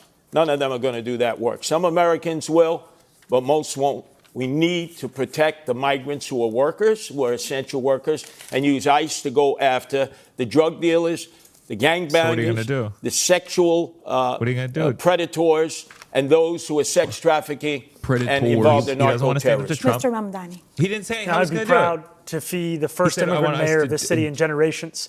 And it's at 26 Federal Plaza that I've seen what used to be moments when New Yorkers would be getting their citizenship turn into moments of tragedy, where judges are asking New Yorkers who are there for a routine immigration check-in whether they're prepared to leave in the very same clothes that they arrived to that courthouse. I agree that we need more legal representation. I also think we need to actually be able to stand up to Donald Trump, because I heard from Pastor in East Flatbush, Pastor Galbraith, who told me how he accompanied a member of his congregation to 26 Federal Plaza. He sat there as a judge was determining her fate. They managed to convince the judge to replace the deportation order with a TPS order, but they knew that ICE would not care about that change, and they had to sprint her out of the building, smuggling her into the elevator in order to get her back to Brooklyn. Thank you. Candidates want to talk about New York City's economy and change the pace a little bit. Everyone supports growing New York City's economy. The mayor is our chief salesman to the business world. So we want to mix it up, test your persuasive power. So we're calling it an elevator pitch. We'll start with you, Ms. Mamdani. In this scenario, imagine you're talking to the CEO of a big tech company deciding to move its headquarters to New York City or to Dallas. The CEO is concerned New York just raised its corporate taxes and employees will pay more for everything. Look into the camera and make your pitch to that CEO to come here and not there. Do it in 30 seconds. New York City has something that Dallas or no other city across this country could actually offer. And that is the quality of life. That is the arts and the culture. That is the people that make the city so special. And I, as the mayor of this city, will deliver that quality of life, will deliver the safety that is the cornerstone of an affordability agenda, and will ensure that companies choose to come to this city and also choose to stay in this city. Because so much of what drives the tech sector is a hunger for innovation, a unrepenting desire to actually innovate, and those are the very things that are going to characterize my city government in this. But what do you say to the CEO about the corporate taxes and also the staggering costs for the workers? we are going to make this city more affordable so that workers who want to work at those companies can actually be able to do so. And we're going to ensure that this city continues to be one where we see businesses opening. Workers are going to be much more. Workers are going to be more productive when they have affordable housing. For you, the CEO of a similar company with 1,000 good jobs tells you she's very close to moving her headquarters out of New York City. Literally don't she work cites because everything you from can't actually taxes bring to the in crushing good cost talent of living places like for her that. employees in New York City. How do you convince that CEO to stay? Please look into the camera and make your elevator pitch. You have 30 seconds. We know not rape you. The other companies in New York City. I'm sorry. Oh my God, Curtis. The question is to me in this camera? Yes, the question is how you would convince the CEO of a company with 1,000 good jobs who's looking to move out of New York City because of the high cost of living for her employees and taxes, how you would convince her to stay in New York City. In 15 seconds? 30. Okay. 30 seconds. My God. He's so fucking old! I get it. I understand your frustration. I understand that the far left has been raising taxes and making businesses feel like the enemy. We get it. That's gone. The DSA, the socialist orientation, we're not socialists. It didn't work in Venezuela, didn't work in Cuba, didn't work here. Take a fucking prompt, we know that we have to work with business. Take a prompt, we want to be your partner. We want to have taxes that help us grow our city, but are competitive for you. We're at time. And we want to partner to grow your business and our city together. Mr. Sliwa, let's talk about business because let's assume the big tech company that we pitched to Mr. Mamdani earlier has decided to move to New York, and it's 1,000 good paying jobs, and the CEO wants to be based in Astoria, Queens. But there's a loud pushback of residents who don't want the noise and the traffic. How can you convince the residents to accept the new neighbor? You're speaking to a very powerful community. How can you convince them? But we saw that with Amazon. Amazon wanted to come in, and AOC led the charge and local elected officials to say no to Amazon. That was a big mistake. I would say this. Our companies are being recruited away by the day. We have young people who are going to school here who could fill their needs in these high-tech industries who also are being lured away. We need to cut their income taxes for 5 years. Tell them if you go to school here, graduate here, no income taxes for 5 years. It's an income tax holiday. And the most important thing, we have to be able to assure the executive that this will be a city where we don't lock up toothpaste any longer, but lock up the criminals who make it intolerable to have a good quality of life. We need to move on to a subject that is worried about locking up the Socialists of toothpaste. America that stopped Amazon and cost us 25,000 jobs. So Thank you, real Mr. life. Cuomo. We need to move on to a crisis that is very important to a lot of voters, and that is people struggling with mental health problems. Roughly 500 times a day, someone calls 911 about an emotionally disturbed person. And in a limited number of those cases, when the person is not believed to be violent, social workers are dispatched instead of police. Mr. Mamdani, you want to do that on a much larger scale. So we want to know, how will this work? When will you send police versus social workers? You have 1 minute. You know, we have a program here in New York City called Be Heard that is attempting to do this kind of work. But we've had a mayor who has ensured that it's been unsuccessful, to the extent that even when there was an assessment of about 60% of calls that could have been addressed by Be Heard instead of the NYPD, Be Heard was not actually responsive to it. And that's because we haven't had the political will to deliver on what is a crisis that affects so many New Yorkers, which is the mental health crisis. What my plan will do, an innovative plan of the Department of Community Safety, will take what has worked elsewhere in the country, a program in Eugene, Oregon, where they took 24,000 911 mental health calls out of the police department.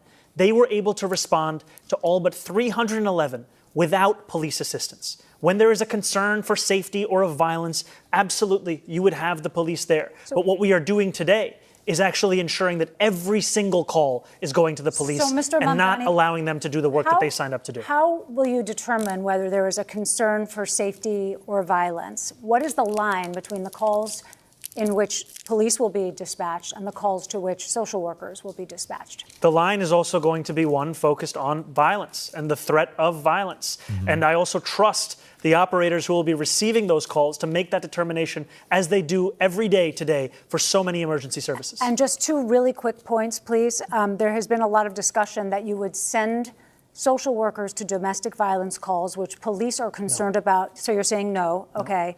And then the other question is, how can you be sure that a situation that does not sound violent when someone calls 911 does not become violent in the moment? Oh my God, what if this hypothetical scenario, it's actually Andrew Cuomo, but now he's like mutant rape powers. The experts that have shown us this can work I hate these when you're willing to ensure that you're trusting the mental health experts who have been doing this work elsewhere in the country, where they call for the police when they need the police, but their initial impulse when there's no violence in that call is to actually address the mental health at the heart. Yeah, what if they're lying? Mr. Sliwa, you have encountered plenty of these types of situations in your decades of work with the Guardian Angels. Why won't you shoot homeless people? Do you see this approach Answer the working? question. You're we not want a you to police say you want to officer, kill but homeless people. you've Please, helped out in Zohran. situations.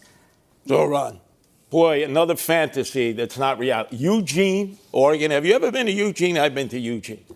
Come on, this is New York City.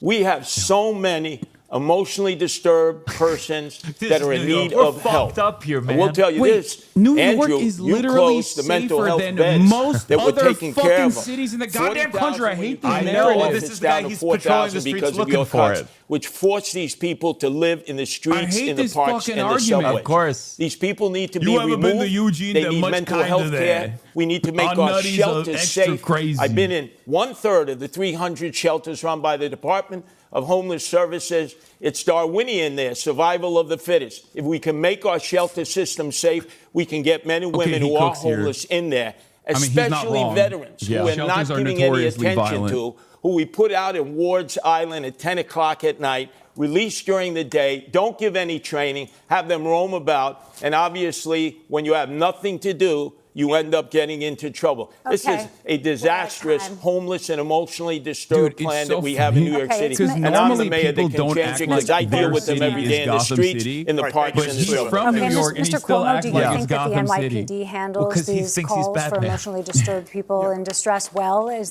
there room for something in the middle? Yeah, Let me I at think, him. I'll touch all the of them. Assemblyman I'll deals sort in him out. theory. There's an advantage when you actually have experience. I've run homeless programs.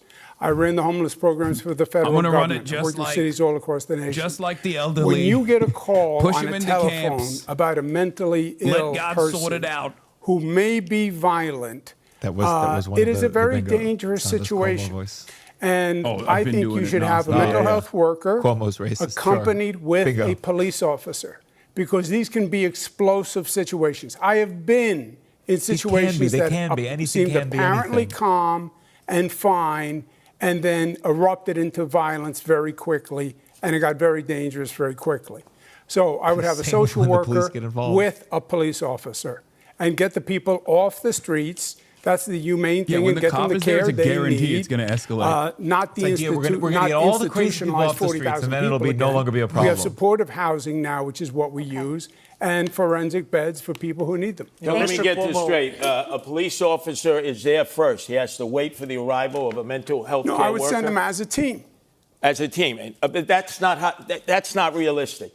You're dealing with fantasy also. All right. The police officers are going to be the first one on the scene, and they're always going to have to deal with it first and foremost. He's going to be the guy who he has beats the shit experience out of the running homeless person before the What he has cops get experience there. doing is cutting funding for the very programs that prevented homelessness here in New York City. As the governor, he cut funding for the Advantage program, which was putting New Yorkers who had otherwise been in shelters, otherwise been homeless, into apartments. I met one of those New Yorkers, Mr. Cuomo, and she told me how that pushed her out on the Thank you, Mr. Mamdani. Brief response, Mr. He's Cuomo. talking about a program 14 years ago that was a pilot program that had a work requirement. It was very controversial. It was $65 million. You're talking about Advantage, just so we know the what you're Advantage talking program. about? Okay. It was 14 years ago, $65 million. I added billions to the homeless budget. Funded the homeless budget larger than any governor in history. Okay. He okay, cut thank that you. We want to talk program. about. He all right. cut that Mr. program. Mamdani, Homelessness skyrocketed Mr. after doing Mamdani, it. we have It aired did not. It was this 14 years ago. All right. It was during the Bloomberg administration. And yes, okay. Okay. I want to ask you about climate change. As New York City confronts the impact of climate change, one issue already on the desk of the next mayor is Local Law 97. passed in 2019. The law requires large buildings to gradually reduce greenhouse gas emissions by 2030. A democratic socialist, that may require very expensive and upgrades then a to reactionary buildings, rapist which some landlords and co-op stage. owners say they just simply can't afford. We're wondering how each of you would enforce That's the why law. it's 2v1. You have 30 seconds. Mr. Cuomo. Local Law 97, I support. Implementing the law is going to be the key because it has to be done in a way that isn't so disruptive to businesses and residences that they just give up and pay the fine and don't even try to comply, which is what is going to happen now. It will be cheaper for them to pay the fine than comply. And that obviously will accomplish nothing. So, yes, I support the law. Yes, we have to implement it, but we have to implement it in a way that is feasible. Right. Thank you, Mr. Cuomo. Mr. Sliwa? Local 97 will destroy those people who have invested in co-ops and condos. There's 100,000. It's forcing them to electrify. Now, you, Andrew Cuomo, took Indian Point offline, 25% of our electrical capacity with no replacement, which has caused skyrocketing electricity bills. And now we're going to force condo and co-op owners to electrify. Maintenance fees will go up 30%. These people will be leaving their condos and co-ops. They need relief. When I'm mayor, I slow that process down. We need our co-op owners and condo owners to stay here in New York City and not flee. Indian Point? Yeah. Indian Point was started before me. It was a very dangerous situation. We have nuclear facilities upstate, and my proposal on what I did is run cables from the nuclear facilities upstate to bring the power to downstate. Indian Point had 20 million people in the kill zone. Thank you, Mr. Cuomo. Mr. Mamdani, Local Law 97, how would you enforce the law as mayor?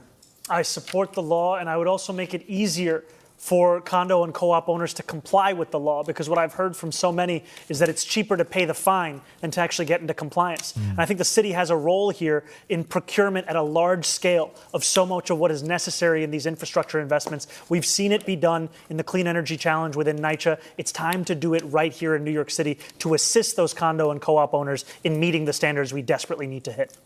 Okay, gentlemen, New York City loves its parades, and the mayor is often front and center. You have all said that you want to be mayor for all New Yorkers. So will you march in all the parades that mayors have traditionally marched in? Will you march on the Israel parade? Or are there any that you would boycott? Mr. Sliwa? Oh, that's literally, I think the mayor has a responsibility, whenever possible, to march in parades, to celebrate whatever that parade is performing as. I've been a Grand Marshal of the Pulaski Day Parade. I was proud to celebrate my Polish heritage. Are there any that you would boycott, though? I just need to move this along. Excuse me? Would you boycott any of the city's parades? No, I would not boycott any parades. Mr. It's the mayor's responsibility to be available to all racial, ethnic, and religious groups. No, I wouldn't unless they discriminated. Okay. Mr. Mamdani. There are many parades that I would not be attending because I'd be focusing on the work of leading this city. Which parades?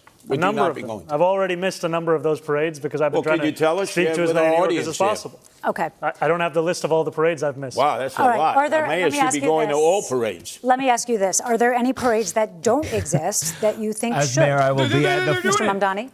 I haven't thought much about parades, to be honest with you. Mr. Cuomo? I have not thought... I don't even know what parade doesn't exist, frankly. Could be for anything. Mr. Sliwa? Every parade has the right to exist in New York City. I would ask you, Mr. Mamdani, would you protect the Christopher Columbus statues that exist here in the city? Israel, they want them to bring it up. My focus is on affordability. I'm not thinking about statues. Well, you're not answering the question. Yeah, thank you. You're not answering the question. Who cares what the answer to the fucking question is? The Columbus Day statue. That issue's come up. That's what we call it, disgraziado. Listen, we're in the last couple of minutes, and we thought we'd have some questions. We thought we'd have some questions that maybe give a glimpse into your life, your personality, away from the political podium. What's your go-to breakfast order at the bodega? Oh, Andrew Cuomo sucks on this. Oh, eggs and cheese on a roll. No salt, please. Mr. Cuomo? Same thing. No salt also. What? Mr. Mamdani? Egg and cheese on a roll with jalapenos. No. Have you ever purchased anything in a cannabis shop? And if so, what did you buy, Mr. Mamdani? First of all, I have. I have purchased marijuana at a legal cannabis shop. Okay. Mr. Cuomo? No. Mr. Sliwa? When I was shot 5 times, I've had Crohn's disease. I did use medical marijuana. Yes. Okay. In a dream scenario, we know it's not possible, but the Hilarious. Mets are When it was playing Game shot 7 of the 5 World times. Series What on the does that same night as the Knicks are playing Game 7 of the NBA Championship, and you can only go to one. Which one will it be? Was Mr. it Knicks Sleep? or? Again, which baseball team? This is the Mets, Game 7, Knicks, Game 7. Even I'm not going to the Mets game. I'm a Yankee fan. True baseball fans either like one or the other. I'm going to the Knicks game. That's my team, the Knicks. Mr. Cuomo?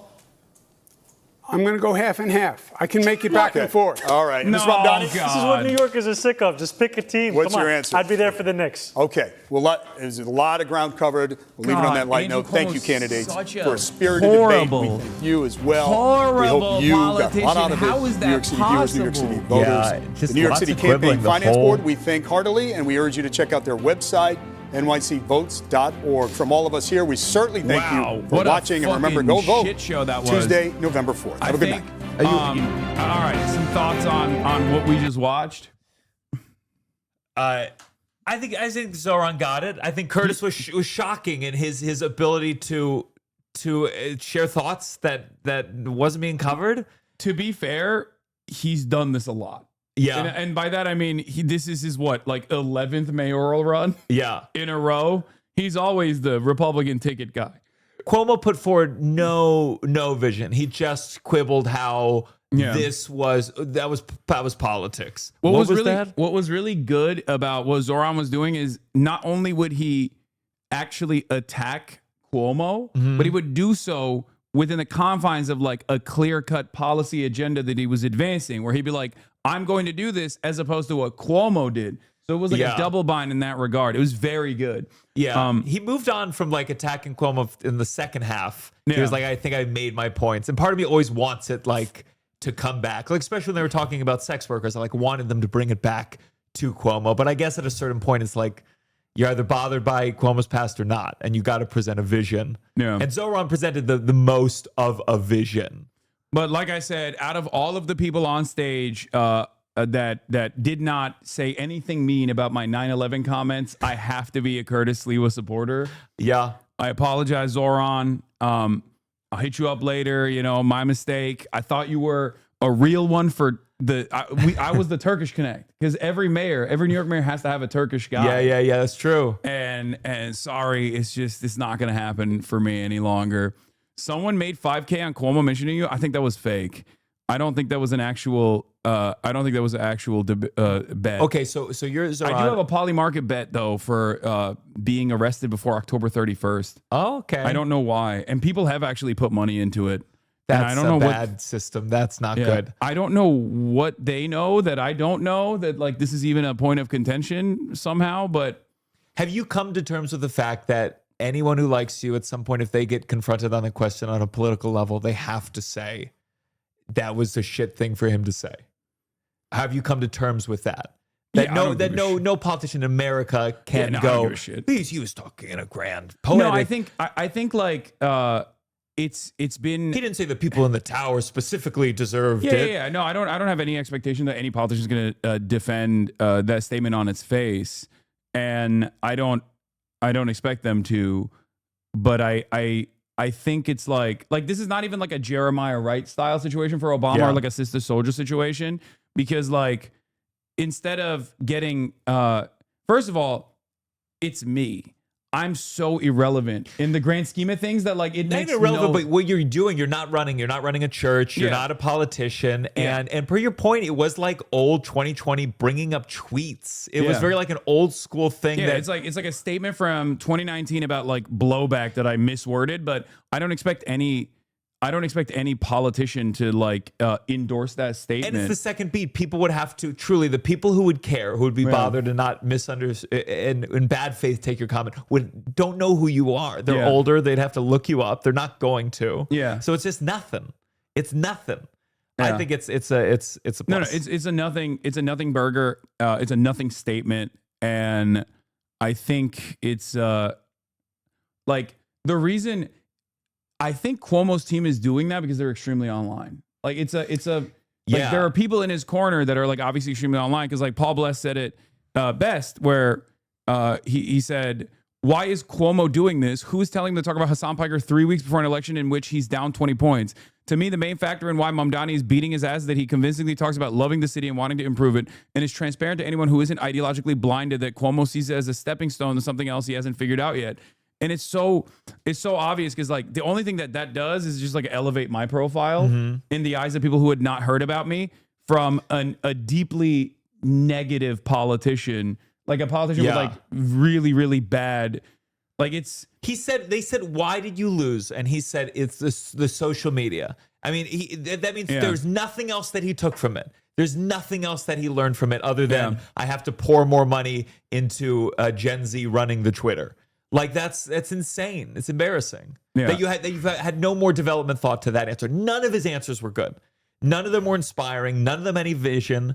And he had so much to answer for. Yeah. And I do think that if you've been in politics a long time, it should be hard to keep running. It should be hard because I don't think it's good to have these politics for 40, 50 fucking years. You should have a record that you answer to, and he couldn't answer to it. And I think that the worse your record is, the harder it should be to get reelected. That's the sign of a healthy system where new things enter. Yeah. And this is a time unlike any other where people are very clearly demanding that. Like they want that change. They want a fighter. They want someone who comes across as more earnest, comes across closer to the average voter. And Andrew Cuomo is everything. He is everything that people despise about American politics, like the institutional rot. And he's compromised. I mean, he's compromised in that Trump will hold that over his head. And like, I would have hit that more. Yeah. That's true. And I would have even hit like the fact that he said that he would be Benjamin Netanyahu's lawyer, like on the Israel stuff. Cause like he put like, talk about horrible political instincts, like being immoral and having the worst political instincts were like, we're like at a time when the overwhelming majority of the Democratic Party's base had actually, was actually demanding to decouple from Israel.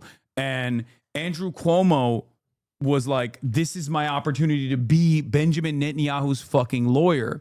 So I think he did bring that up, the Netanyahu's lawyer line. But like, but he would only bring it up so much because it's just like you got to move on from this. The parts that parade question was insane, I know, dude. The parts that I really appreciated, for the record, the parts that I really appreciated in the beginning was when he was talking about like the context of the occupation. I thought that was like unheard of from any American politician. The fact that he said like we're not looking at the context of like how October 7 happened, like something along those lines. That is not only a truthful reflection of events, but it's also unheard of. I've never heard someone I've never heard someone say that in any setting whatsoever, like calling it an apartheid. Like because it's true. It's crazy that it's like it's so difficult to think.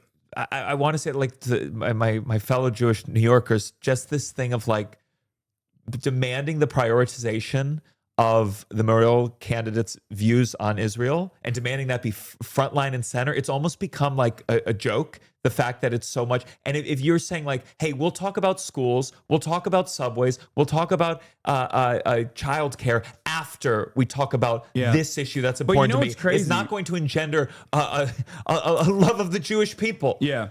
You know what's really interesting about this?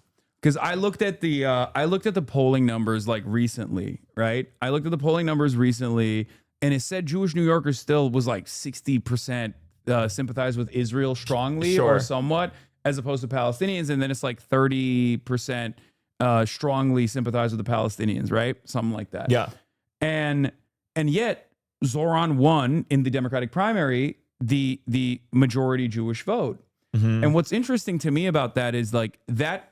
For me, that is the proof that's the proof of concept. That for two reasons. One, regardless of how American Jews feel about Israel, it's not their highest priority.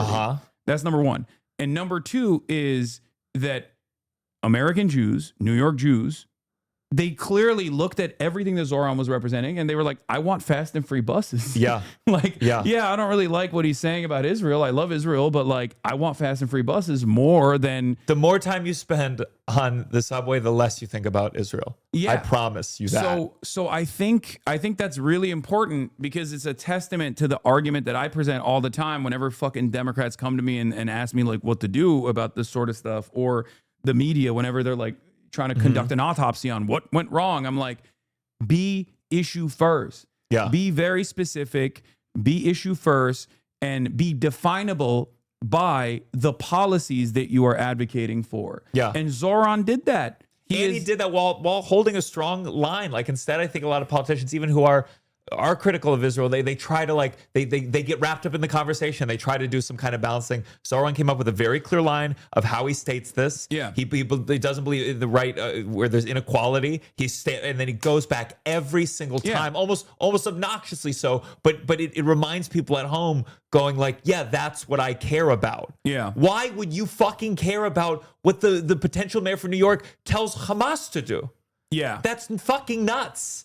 Yeah, it's incredibly dumb to like constantly bludgeon over the head of a dude running for New York mayor to be like, oh, what do you think Hamas should disarm? Do you think this? Do you think that? It's like, dude, these are utterly irrelevant in the grand scheme of things. You could be a mayor who condemns Hamas, and it doesn't mean Jews in New York are going to be any safer because you've created a fucked up a system with. I mean, it's just they're separate things, and he's held his ground. I like, and they trained him. I mean, honestly, he got Colbert trained him a little, and then he got to this, and he had his answers ready. Yeah, I mean, it was and Cuomo presented nothing else. And I do think that, like I said before, he is very good at liberalizing otherwise like left flank talking points and left flank positions. Zohran is. He doesn't even like play into do you think Israel has a right to exist as a Jewish state, where he goes, Israel has a right to exist as a state for equal parties with equal representation for all people that live there. Because you can't disagree with that. You can't go, no. Liberals can't turn around and be like, how dare you say that? No, it has to be a Jewish ethno state. Then you come across like a fucking asshole. Yeah. So I think he does a very good job of like repackaging that shit. And I do think that it's Cuomo over for sure after this. Like this. You feeling really confident? I am more worried about fucking Curtis Lewa. Like, I get so scared to get confident about fucking anything, but I do feel good. Yeah, no, it was a great showing for Zohran. I think he did a very good job of like showcasing his positions. I think he did a very good job of showcasing his positions. He did a very good job of what he's about, what he's advocating for. All the other stuff, I think, all the other attacks that he was going to endure, his associations with a dangerous criminal, Hassan Hasanabi piker, or his statements about Israel and whatnot, I think he handled very well overall. But like you asked initially, no, my expectation is much worse, because like I thought he could. There was a chance he could just like fuck me. Like I thought he was gonna be like, oh, yeah, I condemn Hassan Piker. Yeah, I learned about it. I cut off all connection to this person. Yeah, like just fucking. I unsubbed from the stream. Straight up I lied on camera. This is a preview of more and more millennial candidates. It's gonna be a debate about tweets.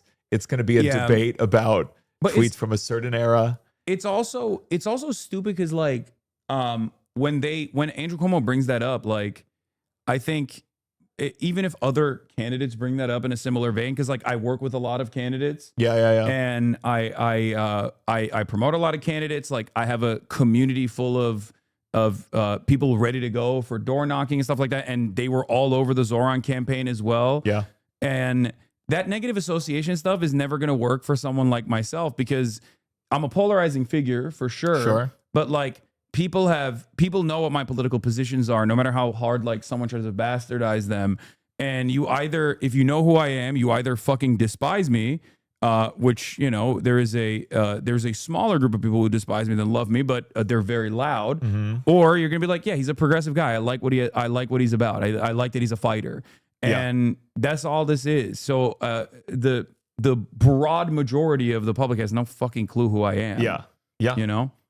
So it's very dumb to try and hammer on that point, because like I'm not like if Zohran had retaliated and been like, you just went on the Impulsive podcast, like if we're talking about podcasts, like you went on the podcast that did he really? Yeah. Oh my God. And shout out to, look, I love Mike. Mike is my good friend. I'm not I don't really know Logan at all, but like if someone brought up like the Suicide Forest. But like, yeah, he's a much more notable figure is what I'm saying. Like Logan Paul is known by way more people than someone like myself, right? Yeah. So for him to try to bring that shit up is so stupid.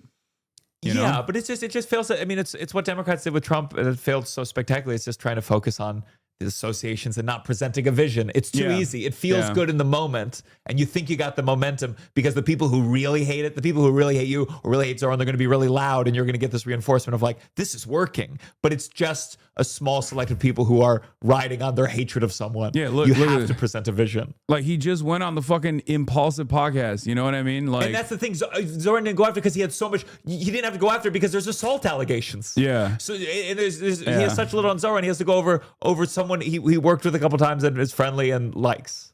It's last tweet in this thread. What is this? Fox News graphic before Zohran interview. I don't think we should have billionaires. The last tweet in this thread. Oh yeah, here. Meanwhile, yeah. While Zohran was on Fox News, Andrew Cuomo was doing the Logan Paul, Mike Malek, Impulsive podcast, and if he wanted to, he could just easily turn around and be like, "Yeah, you went on the podcast of a dude who went to the Japanese suicide forest and also literally promoted Donald Trump." Yeah, and played a role in Donald Trump becoming president. Again, like I said, I love Mike. Mike is the homie. He's the man. I don't know Mike, so I don't give a fuck. He's a great dude. I love him personally. I think he's a good dude. Having said that, if we're playing politics and like smear associations, like Andrew Cuomo has so many more like attackable lines. Yeah, and you guys, I mean, this generation, there's so much media on them that everyone has a one thing. Everyone has a one thing you cling. It's just not. It's going to prove less and less effective as time goes on. Grok loves you, lol. What is this? Grok does love me. No, Zohran Mamdani didn't say fuck Hasan. He gay as fuck. In the October 16th New York City mayoral debate, he condemned Hassan Piker's 9/11 comments as objectionable and reprehensible. The phrase appears to be satirical exaggeration. Yeah. My favorite part was when Zohran said fuck Hasan. He gay as fuck, says Tim Pool. Yep. This is what you do when you have nothing to hold on to. Absolutely. In this debate, you have no dog in this fight. You have no stake. So you're just like an extremely online guy. And this is what you. What is this? Also, look who endorsed him. No. I saw that today. No. Amy Schumer rhymes with Cuomo. Oh, it's over. It's over for Cuomo. It's so Cuomo over, dude. That's someone with their finger on the pulse. Yeah. That was sad. Not surprising. I'm sure it's it's so done. It's so fucking done. Do you feel like when Zohran wins? I mean, you've had people where you support them and then they do something that you find objectionable. Do you struggle with being honest about it? I mean, there are currently prominent national politicians that I do talk to with regular frequency that I sometimes am very critical of. Yeah. And it is what it is. Obviously, like the worst example is I never had a direct contact with Fetterman, but like, what has he done? Good one. But you supported him when he was like, I did. Yeah. I even that's like an easier one. I even overlooked like the Israel stuff that he was signaling even before, but I thought that was like a defensive posture so he doesn't get like ass blasted by the DMFI, Democratic Majority for Israel. But like as far as like AOC here, everyone is already saying it in the chat. Like AOC is a great example. Like sometimes AOC does stuff that I don't fully agree with. Yeah. There are very few politicians that I find myself completely in alignment. But I see politicians as servants of the public. Like they are supposed to be almost like an empty vessel that we demand they make changes through. Yeah. So in that regard, if I call balls and strikes, there are even Democratic politicians that I otherwise do not align with ideologically at all. Mm-hmm. But when they do good things, I give them, proper credit. Like Chris Van Hollen is a great example of this. I think he's done a lot in terms of like progressive politics, like really pushing the needle on immigrant rights and like extracting Kilmar Barrera Garcia from El Salvador. That was a huge move. Yeah. And ultimately, that's just the way I see it. So if Zohran fucks up, like, yeah, of course I'll criticize him. I mean, I'll be like, you son of a bitch. I knew you were. You'll come back and be like, these comments are made were reprehensible and I'm gonna DM him being like, you talk shit about 9/11, bro. You kidding me? No, it's just like, it makes sense that there's gonna be stuff that they do because they have to work within the confines of like being the mayor of New York, or work within the confines and like all the external pressure that exists on that role, all the other forces of capital that are going to be coming after him. And the same goes for AOC and Bernie Sanders as well. I've been very critical of Bernie Sanders. I love Bernie Sanders. Bernie Sanders is, I think, a very important political figure in contemporary American politics. But I think his liberal Zionism was completely unacceptable. And even to this day, like his the way he communicates about like saying but Hamas, even when talking about like the genocide, it's like that's ridiculous. Yeah, it's ridiculous, not because like I expect him to praise the Al-Qassam Brigade or something and be like, today is the day that Yahya Sinwar was martyred 1 year ago, and he changed humanity. Like, that's not my expectation. I'm just like, be truthful, be honest. Yeah. Like, be honest about like the conditions that led to October 7. And it's disappointing, but having said that, I see the full extent of what they represent and what they advocate for, and where they move where they move the conversation to in American politics. I think people feel the same way about you and the 9/11 comment. I don't think it's that big of. No, I don't think it is. But I'm saying, no. First of all, you're a comedian. Please, I'm a comedian. My God, you made a Holocaust joke. I mean, listen. But Candace Owens laughed at it. That's what I'm hoping for the next debate, where a comedian, Jamarcus Raisy, opened the rally. And opened the rally with, oh my God, there's like 6 million people here. Sorry, I might be exaggerating. I'm Jewish. Like the Zohran not believe that 6 million Jews were killed during the Holocaust. But people understand it, and I think the older people get, and the people who engage with people in the way that they know they put out hours and hours and hours will go, I don't give a fuck that they knew the person who said that one thing on the one stream 10 years ago. I don't get, because we lived through the heat of the tweet. The tweet meltdown, screenshot your life's over, and we were like, that was silly. Yeah. And so it's not going to work. For the newbies, offer clarification on the 9/11 comment. I mean, I've done it so many times, but it's blowback. That's it. There's already academic consensus on the matter. It's America's it's America's foreign policy in the region that directly was responsible for 9/11. And there's not even any sort of I don't think there's any sort of debate on this matter at this point. And we've consistently kept doing it as well. So yeah. But that's it. That's all it was in terms of what America was deserving. But like I said, I think this is a generational thing regardless. Like if you are the accusation, the false accusation in that regard is when people say oh, you think Americans deserve to die in 9/11, which is not what I implied at all. Of course, but that's always going to be the game. It's to be like, are you saying that these people deserve to suffer? Yeah. It's just like a super cynical approach, but it makes sense. And it was, to me, it's like if someone said you reap what you sow, and someone said, so you're justifying every consequence that everyone's ever faced in the world. Yeah. It's like no, it's about how the world does function. Yeah, ultimately it's incredibly stupid. It's not all that consequential. I think Zohran should have stuck by his side harder. He should have said, come on, play the clip. Can we play the clip? Let's get the full context. Yeah. Your 2-minute interview with THR just dropped. Okay, well, we got to go because our podcast is about to start. We're doing Fear and with Gianmarco. Fuck yeah. It's fucking happening. He's a podcaster. He's Hello. Mr. Podcast. So get excited for that. And I will see you tomorrow. That's crazy.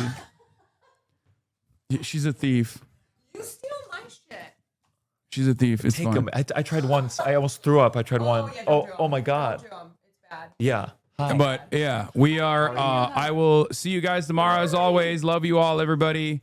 First Twitch stream. Fuck yeah. How'd you like it? It was good. We'll talk more about it on the pod. Yeah, we will. See you guys. All right. Okay. Yes, I am. Hey. Yes, I am. Yes, I am. That's crazy. That's crazy. Anyway, love you guys. Bye. All the chatter's trickling in. Hostile people, hey. Sunny Los Angeles, California, says Hassan. The stun lock to the stun lock to the topic that's just begun. There he is again. Hassan is streaming. Hassan is streaming. There he is again. Hassan is streaming. Hassan is streaming. Reviewing the P.O. box, Uncle Euchre's face. Sudden discord agitprop, gray names take on race. Tiny Bernie Sanders, LGBTQ Air Force. The whole left at your fingertips, and Anya out your door. The H3 Crowder debate,